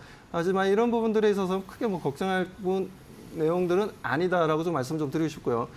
자, 그리고 지금 그리고 세 번째로 좀 말씀드릴 게 뭐 로이터 쪽에서 중국의 이제 10조 원, 10조 위안입니다. 10조 위안의 규모의 부양책을 추가로 이제 고려하고 있다는 내용인데 최근 중국의 부동산이 지금 10월 달에 자료를 보게 되면 상당히 좀 많이 좀 거래량이 좀 늘어나고 있습니다. 지금 현재 2만 건 정도 좀 늘어났다는 얘기가 좀 나와주고 있고, 그리고 지금 베이징 같은 경우에도 16,000건 정도 좀 거래량이 좀 늘어나고 있다. 이제 중국도 부동산, 그동안 이제 어떻게 보면 중국 경기에 있어서 내수시장에서 발목을 잡았던 부분이 이제 부동산이었는데, 부동산이 이제 터닝 포인트를 만들어주는 거 아닙니까? 그래서 중국과 관련된 소비 관련주를 좀 볼 필요가 있다라고 좀 말씀을 좀 드리고 싶습니다. 네, 일단 뭐 중국의 경기 부양책과 관련된 기업들 그리고 빅테크 기업들의 실적에 따른 주가 향방을 잘 체크해보자라는 의견으로 정리해보고 가도록 하겠습니다. 그렇다면 신입성 위원님께서는 쉽지 않을 것 같은 장인데 오늘 시장 탑3 어떻게 꼽고 계십니까? 네, 은둔형 기업 동서의 깜짝 상승입니다. 5년 동안 IR을 하지 않는 동서. 맥신과 카노가 그렇게 인기가 있는데 해외 진출을 안 해서 그런지 크게 말할 게 없다고 생각을 하는지 은둔형 기업으로 계속해서 존재하고 있습니다. 이거를 좋아하는 사람도 있고요. 장기 투자자들은 여러 가십거리에 논란이 섞이는 걸 싫어하니까요. 근데 좀 더 기업의 소식을 알고 소통을 하고 싶은 투자자들에게는 좀 아쉽죠. 애널리스트들도 쓸 거리가 있어야 쓸 텐데 보고서를 쓸 거리가 없고요. 기업에서 IR 자료를 주지 않으니까요. 어쨌든 은둔형 기업으로 계속해서 그렇게 자리 잡으면서 소리 소문 없이 배당주로서 그냥 꾸준히 장기적으로 조금씩 계단식으로 상승을 하다가 최근에 몇 년 동안은 좀 빠졌던 동서가 갑자기 다이나믹한 움직임을 보여주면서 요 며칠 사이에 언론에 굉장히 많이 나오고 있습니다. 거의 1년에 나온 뉴스가 3일 안에 다 나온 것 같아요. 그래서 동서가 지금 연일 급등세를 펼치고 있는데 이거는 몬델리지 인터내셔널과 깊숙한 관련이 있습니다.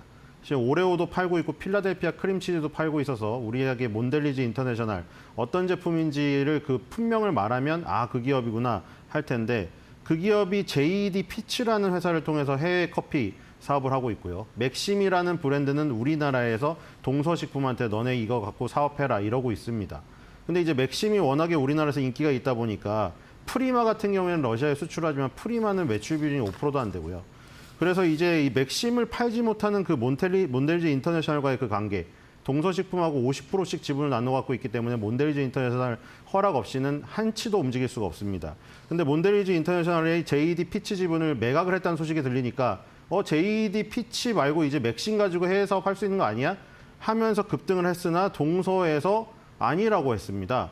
그래서 이제 다시 급락을 했다가 이제 또 밸류업 관련주의 음식료주가 5개인데 삼양식품하고 지금 이 동서 이것만 약간 조금 뭐 볼만하다. 이런 것 때문에 또 오르고 있는데 지금 정확하진 않습니다. 왜냐하면 은둔형 기업이기 때문에 알 수가 없어요. 하지만 일단 급등을 하고 있고 기술적으로는 연봉에서 20년선을 지지하고 이 딱 정확한 지점에서 급등을 하고 있기 때문에 뭐 동서의 기술적 분석을 통해 서 단기적으로 접근하시는 분들 혹은 장기적인 투자자였는데 계속 떨어져서 조금 아쉬워지셨던 분들에게 좀 재밌는 일이 벌어지고 있다. 이런 모습이고요. 경영권 분쟁주가 바통 터치를 했습니다. 자, 경영권 분쟁주에서 제가 돈 자랑하지 말라고 분명히 말씀드렸죠. 다칠 수 있다고. 5%에서 1% 미만으로 하라고 분명히 말씀드렸습니다. 고려아연 잘못 갖고 있다가 상한가에서 하한가 맞으신 분은 하루아침에 60%가 날아가는 정말 무서운 결과를 초래했을 겁니다. 자, 그 고려아연이 하한가를 간 반면에 바로 그게 어디로 올라탔느냐? 한미사이언스로 갔습니다. 한미사이언스가 지금 주총이 열리는데 모녀랑 형제의 대결이죠. 이건 가족 간의 대결인데 고려아연은 친구끼리의 대결이고 이 지금 모녀와 형제가 약간 조금 화합을 하는 듯 하다가 다시 지금 불거지고 있거든요. 그래서 모녀와 형제 측의 분쟁이 재차 격화될 조짐으로 한미사이언스가 이번엔 상한가를 갔다.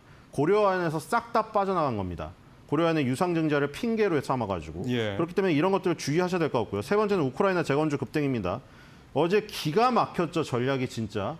제가 분명히 한화 에어로스페이스나 LI넥스원에서 재건과 같이 움직이니 현대 에버다임이나 SG로 가라고 하자마자 몇 시간 뒤에 정부에서 갑자기 재건 부대를 뭐 투입한다는 소식이 나오더라고요. 제가 그 정부의 소식을 제가 어떻게 알았겠어요? 그렇죠? 제가 정부의 끈도 없는데요.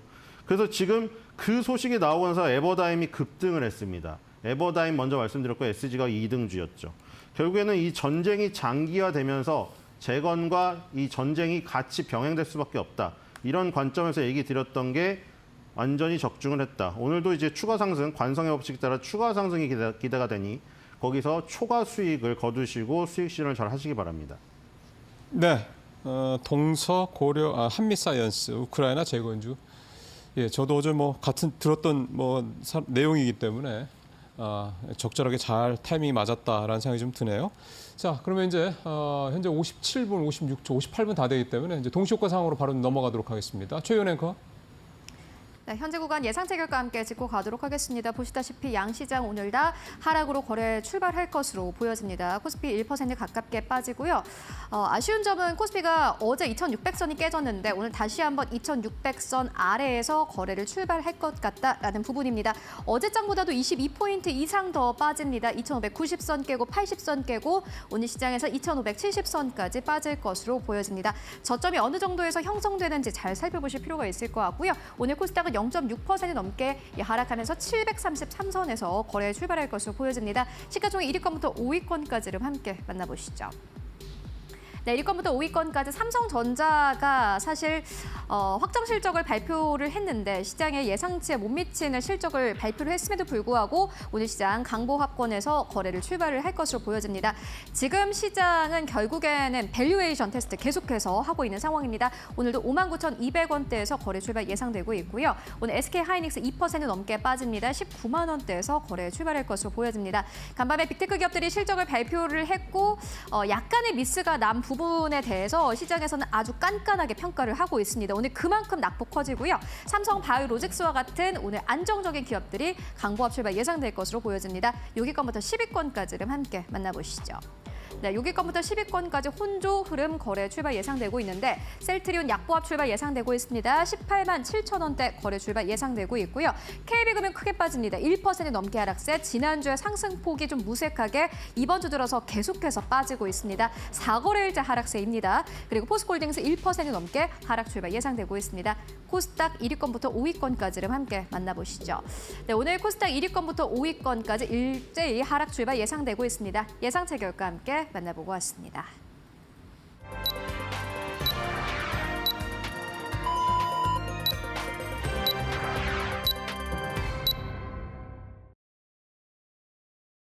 네, 9시입니다. 10월 31일, 10월의 마지막 날 우리 시장 지금 방금 문을 열었습니다.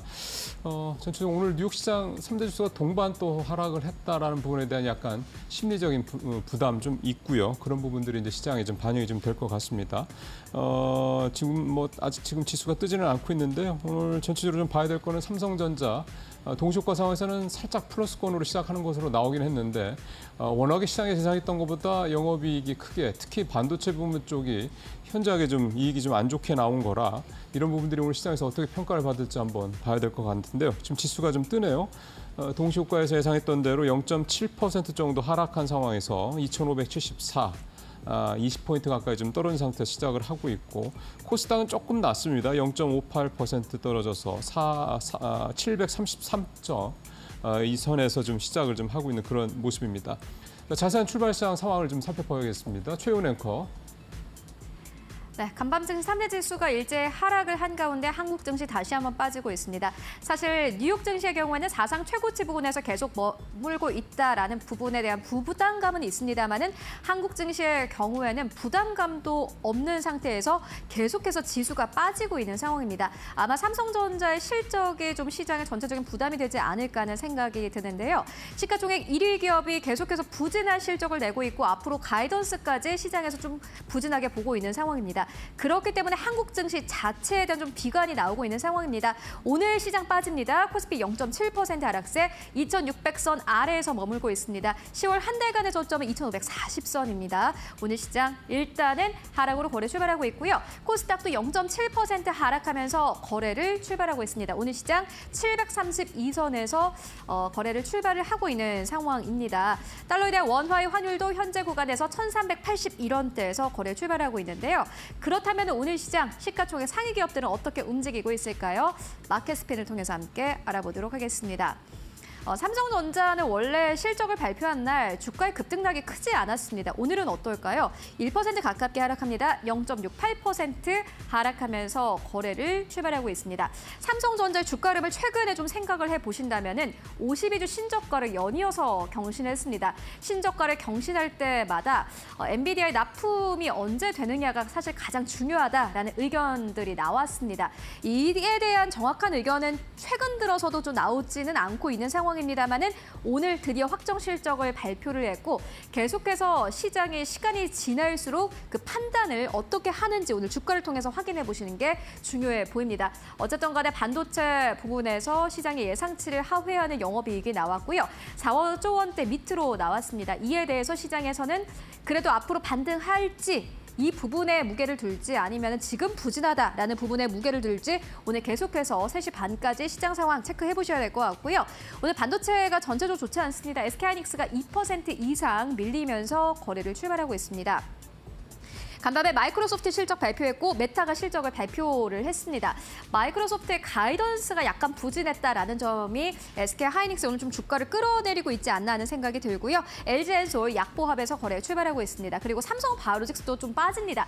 예상 체결가까지만 하더라도 그래도 좀 안정적인 이 제약 바이오 쪽은 좀 상승 출발이 예상됐었는데 1% 가깝게 하락세 그리고 기아 0.5% 넘게 하락세 나타내고 있고요. KB금융도 역시나 마찬가지로 1.1% 넘게 하락세 나타내고 있습니다. 삼성물산 더 빠지네요. 4% 이상 하락하면서 거래를 출발하고 있습니다. 삼성물산의 경우에는 밸류업과 관련해서 주가가 계속해서 상승 흐름을 탔습니다만은 삼성전자 지분을 생각해 본다면 오늘 주가 좀 크게 빠지고 있는 것으로 확인되고 있고요. 네이버 0.5% 하락세 오늘 그리고 현대모비스 1% 넘게 빠지고 있고 고려아연이 어제 하한가를 기록했는데 오늘 무려 20% 이상 급락 흐름으로 거래를 출발하고 있습니다. 전체 이 지수를 끌어내리는 여러 가지 역할을 하는 기업들 많습니다. 고려아연 20% 이상의 급락세, SK하이닉스도 2% 가깝게 급락하면서 지수를 끌어내리고 있습니다. 그렇다면 오늘 코스닥 쪽의 흐름은 어떨까요?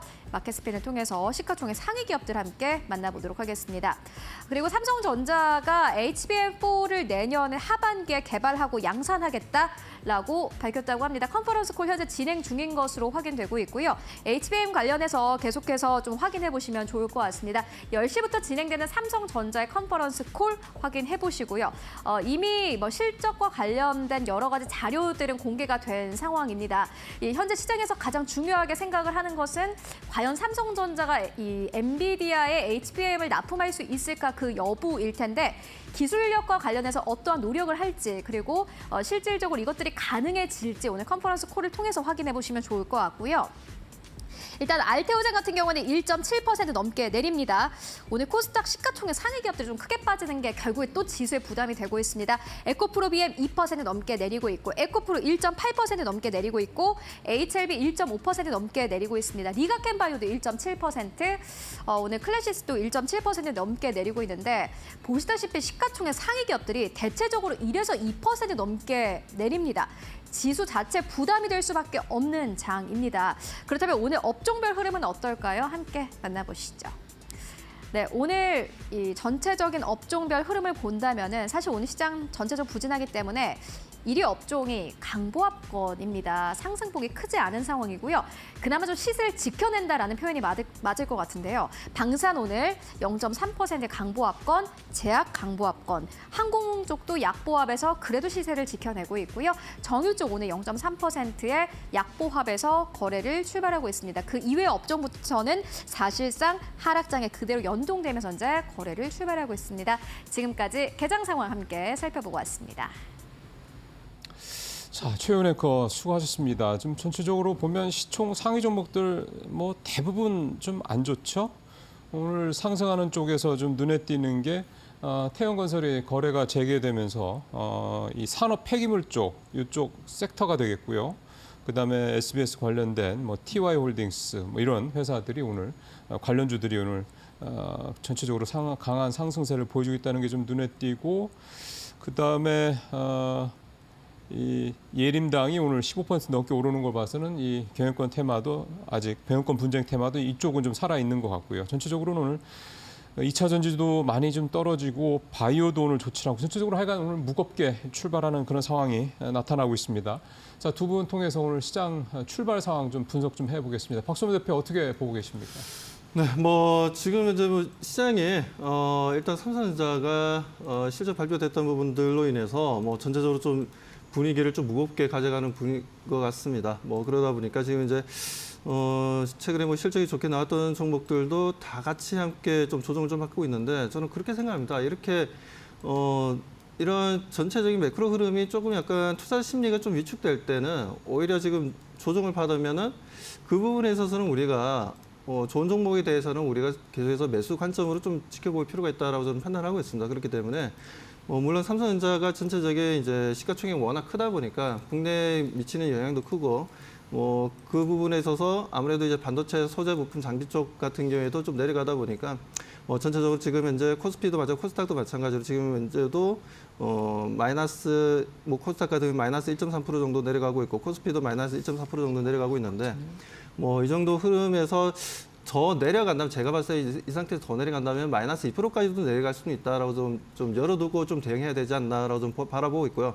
그렇다고 해서 지금 현재 매도를 한다 종목을 내가 가지고 있는 종목을 매도를 한다 그건 저는 아니라고 좀 보고 있습니다. 그리고 어느 정도 삼성전자가 지금 현재 보면 고점 대비해서 30% 이상 좀 조정을 좀 받은 상황이에요. 그리고 어차피 다들 뭐 삼성전자에 대해서는 이런저런 노이즈가 좀 많이 발생했던 부분들이고 그 노이즈로 인해서 내부적으로도 지금 현재 뭔가 변화를 주기 위해서 많은 노력을 해 나가고 있는 상황이어서 그 부분에 있어서 좀 삼성전자 같은 경우는 이제 CXL이라든가 지금 또 마하1이라는 또 AI 칩을 또 개발하고 있죠. 그런 부분들도 있고 하기 때문에 물론 이제 파운드리 쪽이 좀 분위기가 좀 안 좋긴 하지만 메모리 쪽은 지금 현재 오히려 투자가 좀 확대되는 분위기고 R&D 투자도 분기적으로 이제 사상 최대 지금 현재 투자가 이루어지고 있습니다. 8조 9천억 정도 이제 3분기에 투자가 되었다는데 이런 분위기가 다시 한 번 더 좀 어느 정도 좀 삼성전자가 주가 상승 전환으로 전환될 수 있는 발판이 좀 되지 않을까라고 좀 보여집니다. 아무튼 실적이 지금 현재 영업이익이 4조 이하로 내려왔다라는 건 어느 정도 쇼크 현상을 좀 보여줄 수 있는 부분인데 근데 생각보다 제가 봤을 때는 그 정도 쇼크를 받았는데도 불구하고 생각보다 삼성전자가 그렇게 막 엄청나게 지금 내려가는 건 아니에요. 예. 그렇기 때문에 뭐 그런 부분들에 있어서 우리가 너무 걱정할 필요는 없다라고 좀 보고 있습니다. 지금 현재도 보면 좀 강보합 거의 뭐 약보합입니다. 약보합. 지금 이제 59,000원 정도 보여주고 있는데, 그러니까 투자자들이 다들 그렇게 생각하는 것 같아요. 지금 어느 정도 삼성전자가 예견되었던 어닝 쇼크가 미리 선 반영된 부분들이고, 이제부터는 4분기라든가 내년을 좀 바라보고 대응해야 되지 않나라는 관점에 있어서 지금 현재 보합까지 좀 올라왔네요. 이렇게 된다면 삼성전자가 저는 플러스로 전환되어서 좀 더 크게 올라가면서 6만 원을 탈환할 가능성이 높다라고 보여집니다. 그렇기 때문에 아침부터 좀 실망하신 분들 너무 실망하지 마시고 좀 보유하시고, 그리고 삼성전자 계속 올라가네요. 0.17까지 플러스를 좀 만들어주고 있습니다.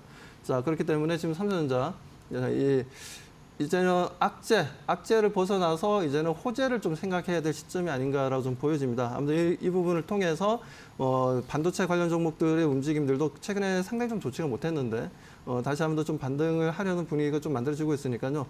그렇게 된다면 투자 심리 다시 살아날 거고, 그렇다면 최근에 또 2차 전지 쪽도 반등 흐름이 좀 좋게 나오는 부분들이었는데, 2차 전지도 다시 한번 더 저점 잡고 상승 분위기를 좀 연출해 줄 거고요. LNF도 지금 현재 다시 한번 좀 플러스 움직임을 좀 보여주고 있고 상승을 해주고 있습니다.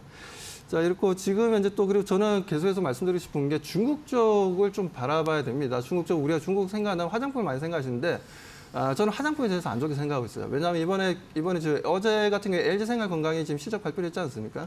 발표했는데 어느 정도 어닝 쇼크를 좀 발생을 했습니다. 그러다 보니까 LG생활건강이 크게 좀 조정을 좀 받았어요. 그만큼 이제 중국에서의 매출이 좀 줄어들었습니다. 크게 줄어든 건 아니고 마이너스 3% 정도 좀 줄어들었어요. 물론 마진율도 많이 좀 떨어지긴 했습니다. 그러다 보니까 오늘 같은 경우에 아모레퍼시픽이 또 실적 발표가 있거든요. 분명 안 좋게는 나올 거예요. 분명 안 좋게는 좀 나온다라고 저는 보고 있기 때문에 화장품 쪽보다는 소비주로서 화장품 쪽은 저는 매력이 없다라고 저는 판단합니다. 중국 쪽 같은 경우에는. 그렇기 때문에 MZ 세대들 자체가 한국 화장품에 대한 매력을 못 느끼고 있는 상황이기 때문에 오히려 지금 그렇다면 한국컬마라든가 코스메스와 같은 ODM 회사들이 좀 올라가지 않겠냐. 물론 그들도 올라갈 가능성은 있겠지만 그렇게 상승에 대해서는 좀 제한적으로 바라보고 있고, 오히려 제가 바라보는 부분들은 엔터라든가 게임이라든가 오히려 먹거리라든가 이런 쪽을 좀 바라봐야 되지 않나, 중국 소비주로서. 그렇다면 지금 현재 우리가 바라볼 수 있는 건 오리온이라든가 아니면 롯데웰푸드라든가 그런 이제 먹거리 관련 종목들도 저는 긍정적으로 바라보고 있고, 최근에 엔터 같은 경우에도 지금 현재 YG 엔터가 좀 강한 상승을 보여주고 일부 차익 매도 물량이 나왔지 않습니까? 나왔지만 중국의 소비 심리가 살아난다면 엔터주들에 대한 관심도도 다시 한번 좀 올라갈 거고요. 그렇게 우리가 좀 대응을 해 나가야 되는 부분이라고 저는 말씀을 좀 드리고 싶습니다. 그렇기 때문에 지금 상황에서는 제가 말씀드린 대로 중국이 어차피 다음 주에 전인대 상무위원회 제12차 11월 4일부터 8일까지입니다. 4일 동안 열리는데 여기서 약 10조 위안의 경기 부양책이 나와주기 때문에 10조 위안이면 대략적으로 우리나라 원화로 계산했을 때 엄청 크죠. 190조 정도 되죠. 그 정도, 190조 정도 되기 때문에 그런 내용들이기 때문에, 그렇다면 지금 현재 부동산도 지금 현재 매매 건수도 지금 계속해서 올라가고 있고, 그렇기 때문에 중국에 대한 기대감을 가지고 관련 소비주들을 좀 바라봐야 한다. 그렇다면 제가 다시 한번 강조드리지만 엔터, 게임, 그리고 먹거리 이쪽을 좀 우리가 바라보면서 좀 계속해서 좀 대응해 나가자. 게임이라면은 지금 현재 펄어비스도 좋고, 최근에 베타 테스트를 했는 펄어비스도 좋고, 그리고 NC소프트도 최근에 주가 움직임 양호하게 잘 상승하고 있죠. 그리고 그 외에도 지금 현재 십드업이라든지 크래프톤이라든지 계속해서 우리가 좀 관심을 가지고 대응할 필요가 있다고 말씀드립니다. 예. 자, 일단 삼성전자 말씀을 좀 해주셨고, 지금도 삼성전자는 왔다 갔다 하는데요.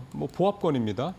지금 보면 59,200원, 그러니까 0.17% 정도 플러스해서 지금 보합 딱 왔다 갔다 하는 그런 상황이고, 그리고 이제 중국 관련된 말씀을 해주셨고, 이제 화장품이나 이런 쪽보다는 게임이나 소비 쪽, 먹거리 쪽 이런 쪽을 좀 보실 필요가 있다.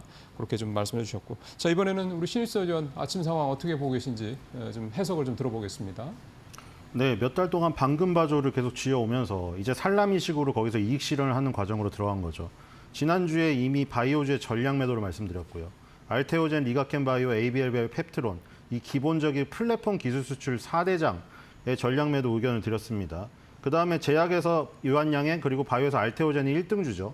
그 두 개를 기술적으로 얘기 드렸죠. 유한양행은 무려 10년 전인 2015년에 제약주가 수출주로 일컬어지면서 급등했던 그 시기에 RSI 기준으로 76.61이라는 최고치를 찍었는데 지금 79.14입니다.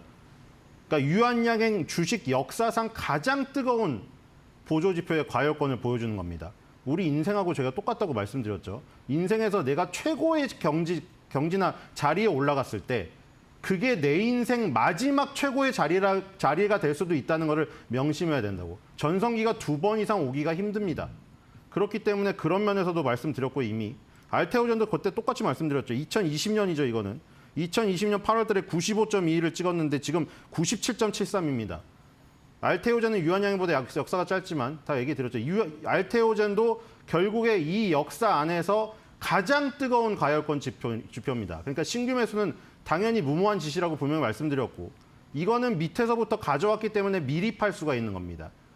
더 가지고 끌고 가가지고 아예 가열권에서 나오는 걸 확인하고 파는 것도 좋은데 그러면 수익이 줄어들게 되죠. 물론 더 갈 수도 있겠죠. 근데 100까지는 이제 남은 게 별로 없는 겁니다. 온도가 100도라고 치면 98도까지 갔는데 거기서 2도 먹으려고 무리한 일을 할 필요가 없는 것이고요. 그렇기 때문에 바이오는 이제 제쳐놓은 것이고 방산, 금융 남았죠. 이번 주에는 금융주의 전략 매도 의견을 드립니다. 금융주, 메리츠 금융지주가 1등주죠. 그다음에 JB금융지주가 지금 2등주로 갔고 KB금융, 하나금융까지 갔습니다. 메리츠 금융지주도 마찬가지예요. 지금 메리츠 금융지주도 지금 80.37이고 2등인 JB금융지주가 요즘에 많이 올라서 지금 과열권 지표가 사상 최고치예요. 메리츠 금융지주는 사상 최고치가 조금 더 남았는데 2등주인 JB금융지주가 84.8이라는 역사상, 이 역사는 13년도부터 상장되었거든요. 12년 동안 가장 최고의 과열권입니다. 그건 바꿔 말해서 12년을 앞두고 지금 앞에 12년이 더 지나간다고 하더라도 이게 최고점이 될 가능성도 있다는 걸 감안을 해야 된다는 것이죠. 그다음에 방산이죠. 방산은 모멘텀이 연장됐습니다. 누구 때문에요? 북한 때문에요. 이 방산주에게는 북한이 땡큐인데 인류애적으로는 굉장히 암울한 지금 현장의 장면이죠. 어쨌든 지금 하나 에어로스페이스 0.27로 지금 플러스고요. 2등주엔 LIG 넥슨도 지금 다 플러스인가요? 하나 에어로스페이스, LIG 넥슨, 현대로템, 풍산, IC 시스템까지 전부 다 플러스입니다. 한국항공우주까지요. 여기서도 말씀드렸죠. 하나 에어로스페이스, LIG 넥슨, 현대로템, 육군의 무기에서 이제 공군으로 옮겼다라고 했고 맨 마지막에 가장 병력과 전력이 소규모인 해군 쪽인 하나오션이 꽁다리로 움직일 거라고 했죠. 그다음에 낙수 효과로 떨어지는 게 센서를 만드는 i3 시스템이라고 얘기를 드렸습니다. 그래서 이 방사는 이 모멘텀이 연장됐기 때문에 글로 종 안에서 횡으로 옮겨 타는 전략 이게 아직도 유효한 것이고요. 그다음에 조선은 아예 가지를 않았기 때문에 떨어질 것도 없는 겁니다. 지금 HD 한국조선의 HD 현대중공 오르지도 않았기 때문에 떨어지는 것도 없는 거예요. 그리고 HD 현대 마린 그 솔루션이라고 제가 알려드렸죠. 배가 많아지다 보니까 이제 수리하는 게 필요하다고 카센터 같은 게. 자동차의 카센터 같은 조선 배센터라고 해야 되나요? 그게 현대 마린 솔루션입니다. 요즘에 괜찮은 흐름이고요. 그리고 이걸 아예 벗어나서 지금 이런 약간 그 쎄한 장면을 예상했기 때문에 거북이 등껍질 같은 종목으로 아예 옮겨 타는 것도 얘기 드렸잖아요.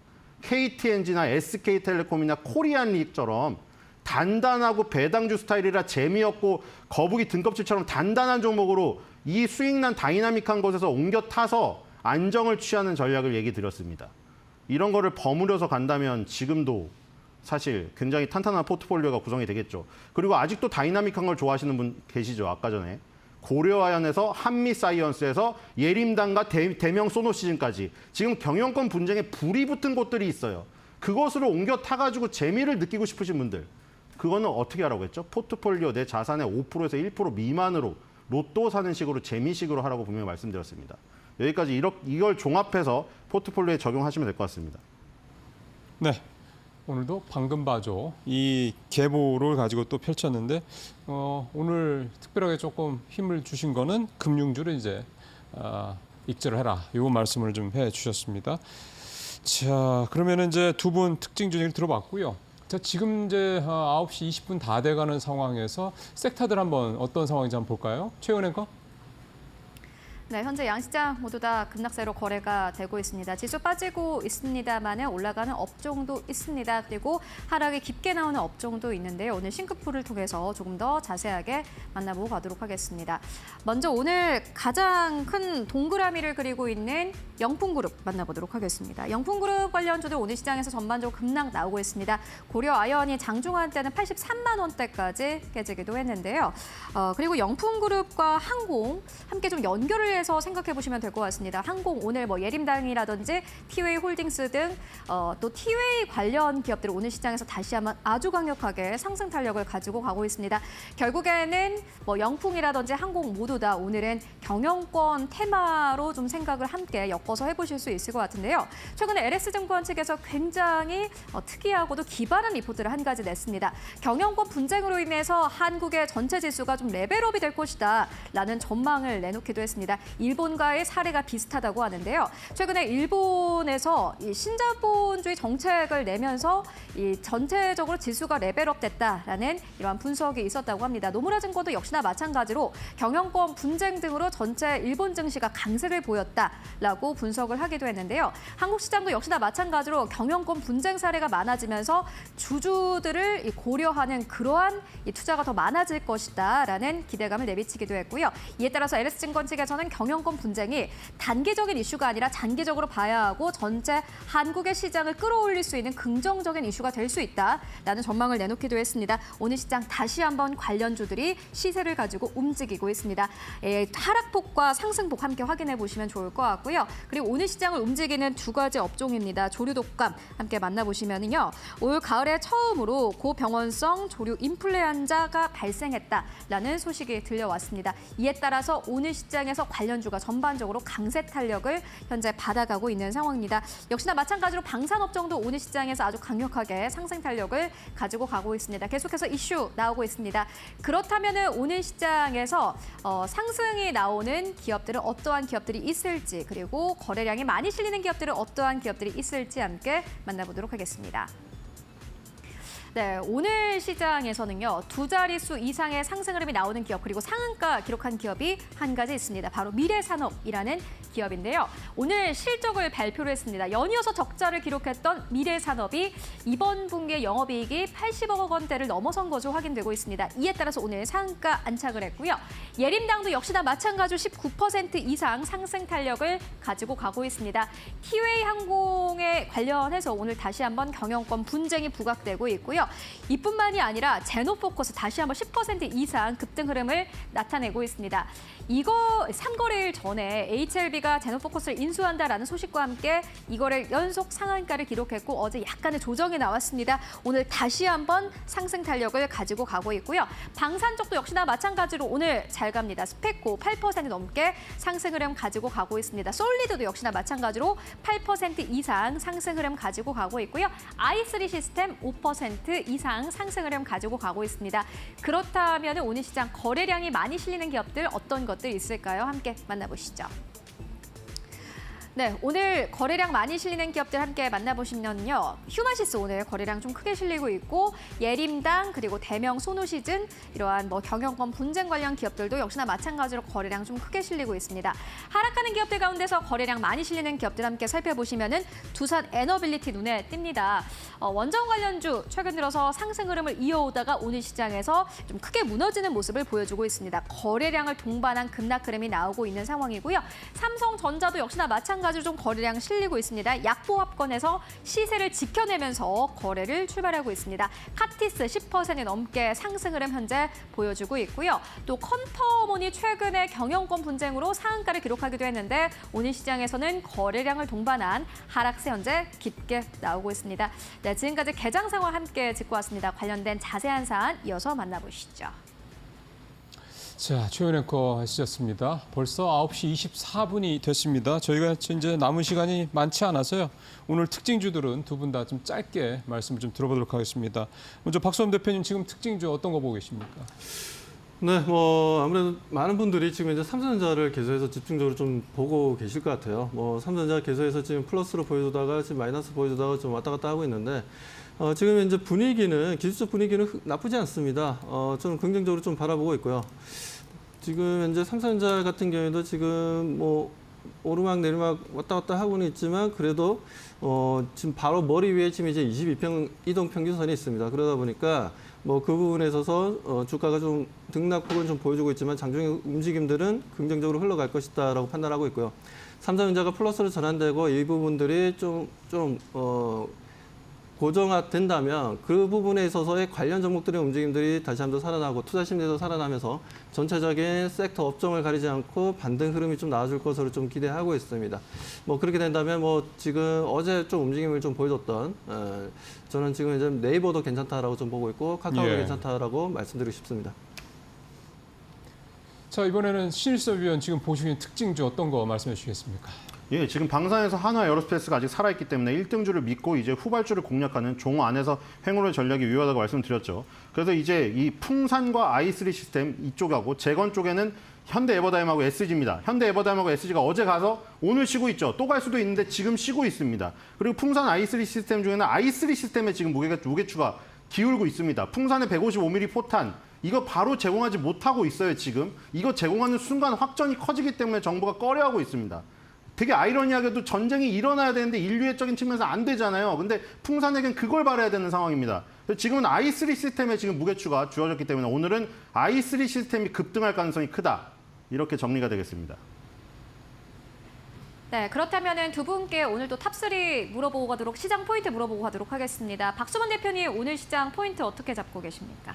네, 오늘 뭐 시장 포인트 이제 삼성전자의 이제 확정 실적을 좀 보자라는 내용이었는데 이미 좀 발표가 되었고 주가도 움직임이 좀 보여주고 있는데 삼성전자 뭐 그렇게 걱정할 필요는 없다라고 좀 판단합니다. 그렇기 때문에 가지고 계신 분이든 없으신 분들, 특히나 없으신 분들 같은 경우에는 저는 계속해서 강조드리고 있어요. 뭐 이 시간대도 말씀드렸고 이 시간이 아닌 시간대에도 제가 출연했을 때 말씀드렸다시피 55,000원에서 저는 6만 원 사이라면 뭐 땡큐라고 봅니다. 그만큼 이제 상당히 좀 저평가되어 있고 그리고 PBR 1배 수준까지 좀 내려오게 된다면 과거에도 마찬가지로 어닝 쇼크가 발생하고 전체적인 매크로 흐름이 안 좋을 때도 1배 이하로는 내려가지 않고 그게 이제 항상 저점이었다는 부분들 그 부분 꼭 기억하시면서 대응하시기 바라겠습니다. 박수범 대표님께서는 삼성전자 실적 괜찮다라고 평가해 주셨습니다. 다만 일각에서는 지금까지 삼성전자가 받았던 프리미엄을 계속해서 가지고 갈 수 있겠느냐라는 의문도 현재 남기고 있는 상황입니다. 그렇다면 신일섭 위원님께서는 오늘 시장의 포인트 어떻게 잡고 계십니까? 네, RSI나 MACD 같은 보조지표 과열권 종목 익절 후 포트폴리오 재정비 하자입니다. 보조지표. 그러니까 과매도 구간에 들어온 기업들 네, 좀 주목해보자. 과매수 구간. 과매수. 네, 그 부분까지 함께 만나보고 왔습니다. 자, 9시 27분이고요. 오늘 두 분 그리고 최우 앵커 수고하셨습니다. 고맙습니다.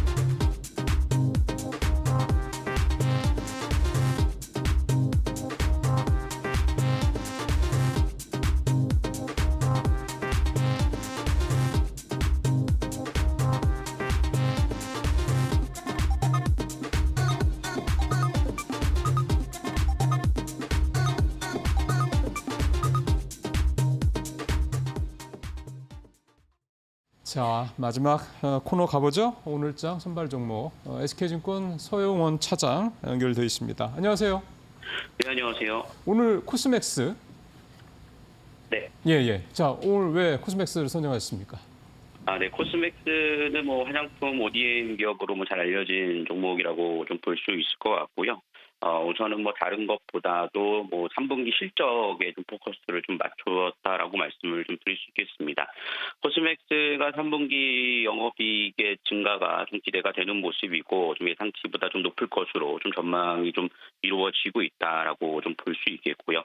특히나 지금 ODM 쪽이 상당히 좀 좋다라고 볼 수 있을 텐데 최근 뭐 뷰티 시장에 대한 트렌드를 보면 중저가 쪽에 대한 매출이 크게 증가하고 있고 파이가 커지고 있는 상황 속에서 코스맥스의 수주가 긍정적으로 좀 작용을 하고 있다라고 좀 볼 수 있겠습니다.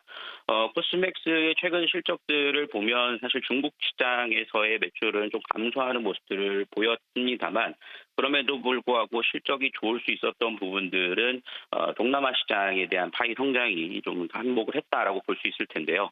최근 중국의 경기 부양이 상당히 좀 강하게 좀 이어지고 있다라는 점을 감안해 본다라면 동남아 시장이 뒷받침되는 상황 속에서 중국 시장이 좀 살아나는 구조를 띠게 된다라면 앞으로 실적에 대한 추가 성장도 좀 기대해 볼 수 있다라는 점에서 현재 가격 충분히 메리트 있지 않나라고 좀 판단을 하고 있습니다. 역시 중요한 거는 이제 가격대가 될 텐데 차장님 보시는 가격대는 어떤 겁니까? 네, 뭐 지금 현재 오늘 시장에서도 뭐 강보합권의 흐름들이 좀 이어지면서 14만 7천 원 내외로서 좀 접근하신다라면 현재 가격도 뭐 나쁘지 않다라고 볼 수 있겠고요. 다만 이제 최근 박스권에서 좀 저점에서 올라오는 구간이기 때문에 조정 시 좀 분할 매수 관점 좀 대응을 해나가 보시면 좋을 것 같고 1차 목표가는 좀 16만 원 좀 잡아드리도록 하겠고요. 손절가는 12만 6천 원 잡아드리도록 하겠습니다. 지금 14만 6천 원, 목표가 16만 원 이렇게 코스맥스 말씀하셨습니다. 차장님 감사합니다. 네, 감사합니다. 예, 지금 시장 잠깐 한번 볼게요. 코스피 1.2% 하락해서 2,562, 코스닥은 조금 이제 낙폭이 줄었습니다. 0.8%까지 줄었고 외국인이 1,940억 코스피에서 코스닥에서는 227억 팔고 있고요. 개인은 계속 양쪽 다 사고 있습니다. 기관이 코스피는 사고 코스닥은 파는데 기관의 순매수 규모가 조금 줄었습니다. 좀 약해졌다 이렇게 봐야 될 것 같고요. 근데 오늘 시장 전반적인 분위기가 우리만 그런 게 아니고요. 좀 아시아 쪽 시장 상황 보면 니케이도 0.5%, 상해 종합지수도 0.6%, 홍콩이 오늘 좀 많이 떨어집니다. 1.5% 넘게 하락을 하고 있고 전체적으로 아시아 시장을 전반적으로 다 분위기가 썩 좋지는 않은 상황이고 환율은 오늘 좀 오르네요. 다시 1,380원. 올라가 있는 상황입니다. 자, 계속해서 이코노미 톡으로 이어지겠습니다. 저는 내일 뵙겠습니다.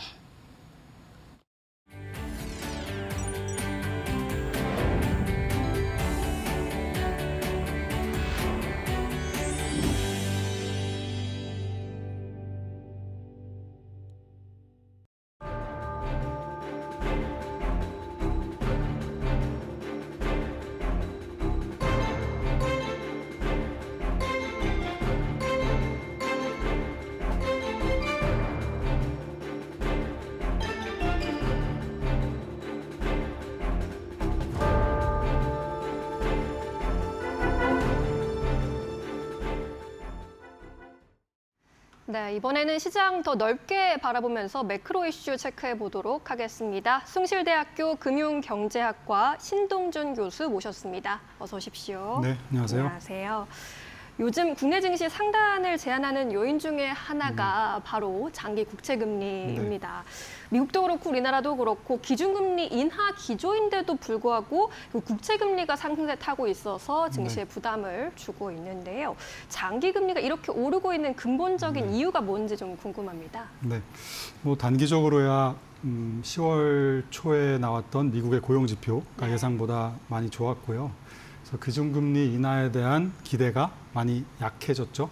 그래서 그게 있었고 그다음에 시간이 흐르면서 트럼프 대통령, 전 대통령의 당선 가능성이 높아진 것들, 앞으로 재정을 더 강하게 쓸 것이다. 뭐 이런 걱정들이 단기적으로는 반영이 되어 있는데요. 사실 오늘 조금 더 드리고 싶은 얘기는 이게 단기적인 이슈라기보다 대선 이후에 누가 당선이 되더라도 지난 한 40년의 흐름과 좀 반대되는 큰 흐름이 지금은 이미 바뀌어가고 있는 초기 단계다라고 저는 보고 있어요. 전환 단계다. 네네. 그래서 그 지금 장기 금리가 상승하는 것에 깔려 있는 조금 더 묵직한 흐름을 좀 보셔야 될 필요가 있을 것 같습니다. 네. 그 얘기를 오늘 좀 드리려고요. 네. 기본적으로는 그 금리는 뭐 당연히 경제가 좋아지면 금리가 상승하고요. 인플레이션이 발생하면 이제 금리가 오르죠. 그런데 그거보다 더 본질적으로는 자금을 쓰려는 사람과 빌려주려는 사람, 그러니까 자금을 수요와 공급이 사실 굉장히 중요한 요인입니다. 그런데 지난 40년 동안에는 자금을 빌려주려는 사람들, 저축을 하려는 사람들이 훨씬 많았다면 이제 그 부분이 지금 바뀌고 있는 것으로 보여져요. 네. 과거에는 뭐 이제 재정적자 얘기를 많이 하시니까요. 재정적자로 빗대서 말씀을 드리면 과거에는 경제가 나쁘면 민간이 돈을 쓰려는 사람들이 줄어들죠. 경제가 안 좋으니까 뭐 사업을 줄이거나 허리띠를 졸라매고. 네, 뭐 그렇죠. 그러면서 자연스럽게 자금 수요가 줄고 금리가 하락했습니다. 네. 그런데 최근에는 경제가 조금 뭐 작년 이맘때보다는 좀 덜 좋잖아요. 그래서 자금 수요가 조금 민간은 줄긴 했는데 문제는 정부가 쓰고 있는 자금의 수요가 너무 커졌죠. 팬데믹을 전후해서 지나치게 커지고 또 이걸 줄일 수 없는 부분의 지출이 많아졌습니다. 네. 고정적인 지출이 많아져서 이 부분은 앞으로 경제가 좋든 나쁘든 정부가 하려는 사업들 자금의 수요가 너무 크다라는 게 지금은 좀 리스크 요인으로 바뀌어 있는 상태입니다. 뭐 몇 가지가 있는데요. 정부가 쓰려는 것들이 뭐 쉽게 첫 번째는 그 해외 공급망에 대한 의존도를 낮추기 위해서 미국을 재산업화하는 과정, 뭐 공장을 이전한다던가 뭐 가까운 데다 공장을 짓는다던가 아니면 거기에 보조금을 준다던가 이런 요인들이 있죠. 그래서 그게 하나 있고요. 두 번째는 에너지 전환입니다. 뭐 에너지 전환도 큰 시대의 흐름이기 때문에 뭐 정권에 따라서 속도가 조금 달라질 수는 있어도 그 흐름 자체를 바꿀 수는 없을 테니까요. 그래서 그 부분에도 사실 돈이 굉장히 많이 드는 일이죠. 그래서 정부가 지출을 많이 하고 있고요. 세 번째는 팬데믹을 지나면서 이 취약계층들, 저소득층 혹은 뭐 고령층들 이분들에 대한 지원이 굉장히 시급해진 상황입니다. 그래서 그 부분에 대해서도 여전히 좀 비용이 많이 들어가고 있고, 뭐 국방비는 당연히 많이 들고 있고요. 근데 여기에다가 최근에 더 이슈가 되고 있는 것은 이자 비용이에요. 네, 채권을 발행하면 정부가 국채를 발행하면 이자를 내야 되지 않습니까? 네. 그 이자 비용이 향후 한 10년 동안 미국 그 정부 관련 기관이 추산한 걸로 보면 향후 10년 동안 미국 정부 지출의 60%를 60%? 이자를 갚는 데 써야 된다라는 거죠. 엄청난 비율이네요. 네, 왜냐하면 이게 2019년, 20년, 21년에 저금리일 때는 정부의 빚이, 정부의 부채가 아무리 많아도 이자 비용이 별로 안 들었기 때문에 빚을 더 내서 경기를 부양하는 게 맞았습니다. 근데 지금은 아시다시피 장기 금리가 꽤 많이 올라가 있는 상태이기 때문에 여기는 시간이 지날수록 정부가 빚을 갚아야 되는 이자 비용은 점점 더 많이 들어가는 것이죠. 그래서 계속해서 작년, 재작년부터 미국의 뭐 학자들이나 뭐 연구기관들이 이 정부의 부채 문제를 여기선 어느 정도 해결을 하거나 아니면 해결의 방안을 논의를 하고 가야지 이 상태로 가가지고는 좀 쉽지 않다라는 얘기를 계속 이제 꺼냈던 건데요. 아시는 대로 지금 미국 양당의 후보의 정책들을 보면 조금 더 쓰고 덜 쓰고의 문제지 정부 지출은 계속해서 좀 적극적으로 쓰는 그런 흐름이 아닌가 싶습니다. 올해 이자 비용을 갚는 게 올해만 국방비보다 많은 9천억 달러 정도 예상이 돼요. 예, 우리나라 돈으로 900조 원 가까운, 뭐 환율 감안하면 1,000조 원이 훨씬 넘겠죠. 그래서 그 정도가 되는 돈이 올해만 벌써 이자 지출로 나갈 걸로 예상이 되고, 말씀드린 대로 한 10년 동안에는 60%가 넘는 거의 육박하는 내 이자를 갚는 데 사용하게 될 것 같습니다. 이거는 지금의 시장 금리가 유지된다는 가정인데 만약에 금리가 상승하면 비용은 더 늘어날 것이고 경제가 혹시 나빠지면 더 정부가 지출을 늘려야 되지 않겠습니까? 그 과정에서 아마 비용은 더 많이 들 가능성이 있어요. 그래서 지금은 지난 한 1980년부터 팬데믹 이전까지는 경제가 좋으면 금리가 조금 오르고 경제가 나쁘면 금리가 많이 내려가고 하면서 추세적으로 출렁출렁거리면서 금리가 계속 내려갔거든요. 그게 아까 저축이 많기 때문이었던 거죠. 근데 지금은 반대로 저축보다는 돈을 쓰려는 사람, 투자, 대출, 발행 뭐 이쪽이 훨씬 더 많기 때문에 앞으로는 올라갈 때 많이 올라가고 경제가 좋을 때, 경제가 나쁠 때 조금 내려가고 최근 들어서도 경제가 안 좋은 것 같은데 왜 금리가 쉽게 안 떨어지지라는 이제 그 궁금증이 생기는 거잖아요. 그래서 그런 의미에서 좀 긴 호흡으로 바라보면 정부의 부채 문제라는 것은 단순한 빚이 아니라 이게 정부의 자금 수요를 늘려서 이자를 갚는 데 대한 혹은 고정 지출에 대한 자금 수요를 늘려서 장기 금리를 추세적으로 좀 밀어 올릴 수 있는 좀 요인이다 이렇게 보셔야 될 것 같습니다. 뭐 두 번째 요인이 있다면 이제 고령화예요. 인구 구조와 고령화도 사실 그 동안에는 생산 가능 인구, 그러니까 15세에서 64세의 생산 가능한 인구를 수를 줄여서 저성장, 저물가, 저금리의 주요한 논리 중에 하나였거든요. 그런데 그때 그렇게 저금리로 갔던 이유는 이 베이비 부머 세대들이 1960년대 중반부터 한 70년대 중후반까지 태어난 이분들이 취업하고 저축하고 하면서 우리가 뭐 예를 들면 국민연금이라든가 종신보험이라든가 뭐 이런 걸 굉장히 많이 했거든요. 네. 뭐 중간에 적립식 펀드 열풍도 한번 있었죠.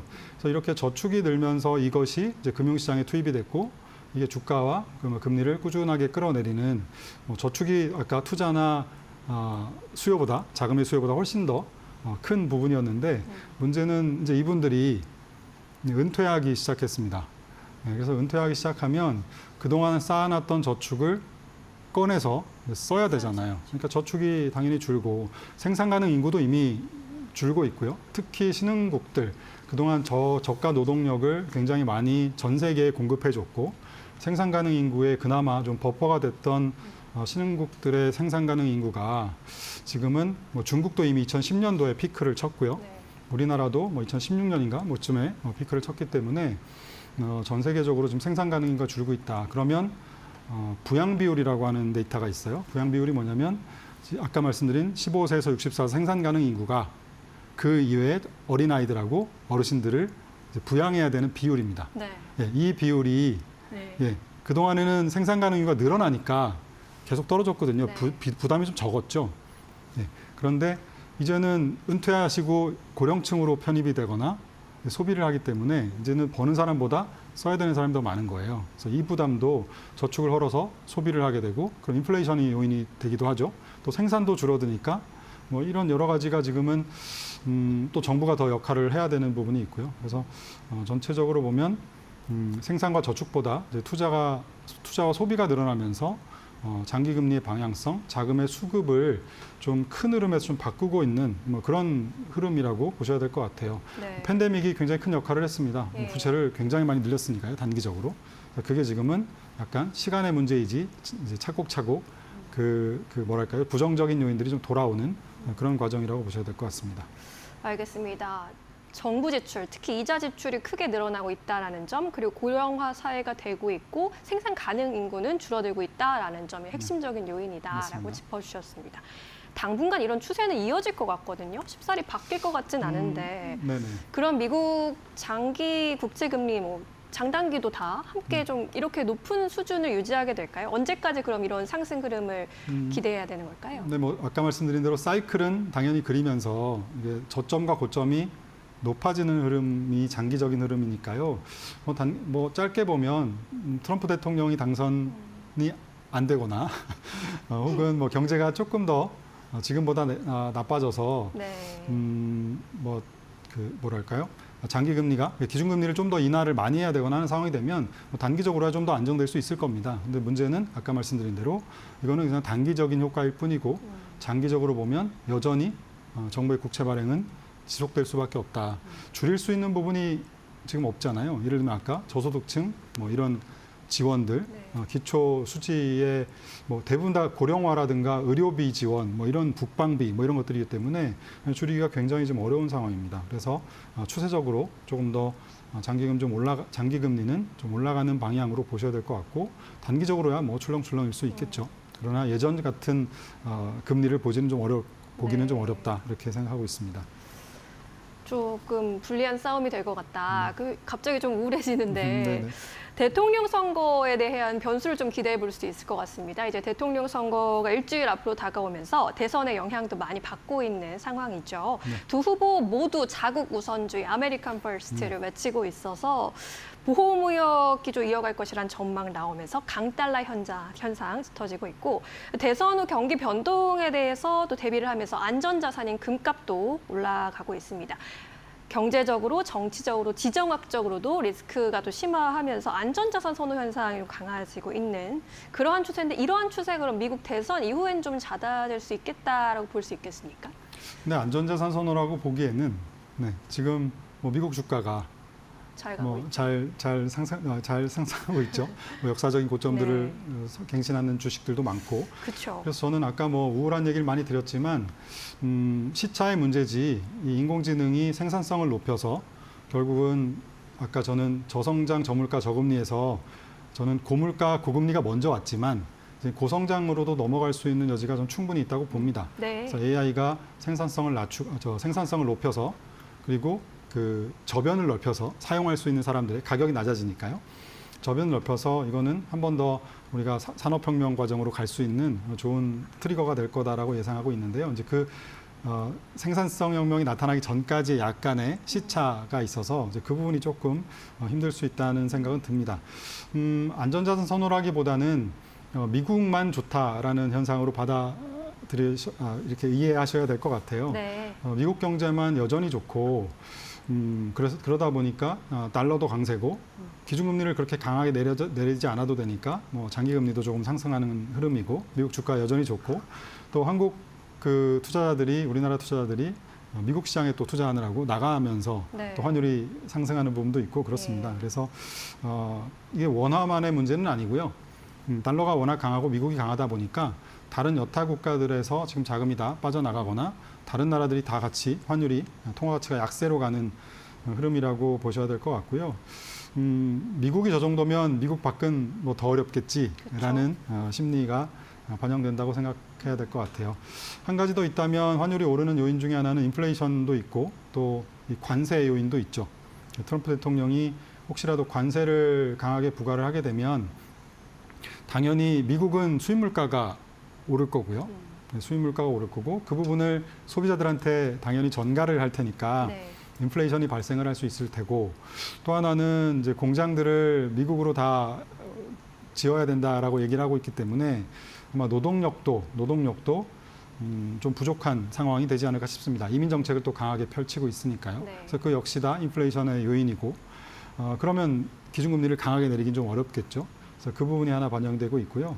또 미국 밖의 나라들의 입장에서 보면 당연히 한국 경제가 지금 힘든 것처럼 관세를 인상하고 하는 과정에서 관세가 인상된 만큼 자연스럽게 환율이 떨어져줘야 우리나라의 수출 기업들이 그나마 괜찮지 않습니까?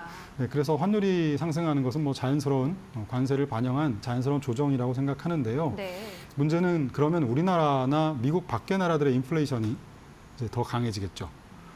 그러면 경제가 안 좋으니까 기준금리를 내려야 되는데 인플레이션이 더 강해지거나 떨어지지 않는다고 하면 기준금리를 내리기가 좀 더 어려울 거고 그럼 정부가 돈을 써야 되는데 역시 또 아까 미국하고 똑같은 문제로 팬데믹 때 워낙 많이 부채를 늘렸기 때문에 정부가 돈을 쓰기도 조금 버거운 지금 미국 밖의 나라 입장에서 보면 조금 곤혹스러운 그런 상황이라고 생각을 하고 있어요. 그래서 최근에 달러만 강하고 미국 주식만 강하고 여타 국가들이 좀 힘든 그런 현상이라고 보셔야 될 것 같습니다. 이렇게만 말씀을 해주시면 좀 총체적 난국 같다라는 생각이 들어요. 네네. 대선도 그렇고 환율, 금리 전반적으로 변수가 좀 많은 시장입니다. 그럼 지금 이 시기에 투자 전략을 세워본다라고 하면은 어떤 조언을 좀 해주실 수 있으실까요? 네, 그러니까 과거에 아까 40년하고 반대로 하셔야 될 것 같아요. 예전에는 주식은 추세적으로 오르니까 적립식으로 지수를 사거나 시장을 샀습니다. 섹터를 사지 않고, 그렇죠? 그리고 채권은 장기채를 사서 그냥 금리가 장기적으로 하락하니까 만기 보유를 하거나 길게 보유하는 전략이었는데요. 이걸 바꿔야죠. 채권은 단기 채권을 짧게 자금을 운용하셔야 되는 상황이고 배당이 나오는 자산이 굉장히 중요한 흐름이 됐을 거고요. 그다음에 주식시장은 시장이 아니라 이제 아까 제가 AI 같은 경우에도 고성장? 고성장에 대한 기대가 강하게 있기 때문에 아마 성장하는 산업만 성장할 겁니다. 이렇게 되면 장기적으로 인플레이션이나 장기금리가 상승하는 과정이니까. 그래서 확실하게 돈을 벌 수 있는 테크 산업들 그리고 바이오 기업들 혹은 그린과 관련된 테크 기업들, 전력과 관련된 것도 마찬가지죠. 그래서 이런 섹터 부분을 장기적으로 좀 보유하시고 나머지 시장은 매년 보면 주가가 한 10% 이상 급락할 때가 있거든요. 금융 발작인 상태들이 가끔 벌어지는데 그럴 때 좀 담아서 조금 또 올라가면 정리하고 이런 형태로 시장을 가져가고 나머지는 추세적으로 가져가는 것은 아까 성장 산업들 중심으로 가져가시는 게 조금 더 유리하지 않을까 싶습니다. 기존의 투자 방식과는 좀 다르게 좀 채권은 단기채 중심으로 주식은 성장주 중심으로 저가 매수 전략을 가져가야 한다라고까지 정리를 해주셨습니다. 투자 인사이트 찾아가시는데 여러분들 많은 도움 되셨기를 바라겠습니다. 지금까지 숭실대학교 경제학과 신동준 교수님과 함께했습니다. 오늘 말씀 잘 들었습니다. 네, 고맙습니다. 네, 이렇게 1부 마무리해보고요. 저는 잠시 후 마켓나우 2부에서 다시 찾아뵙도록 하겠습니다. 시청해주신 여러분 고맙습니다.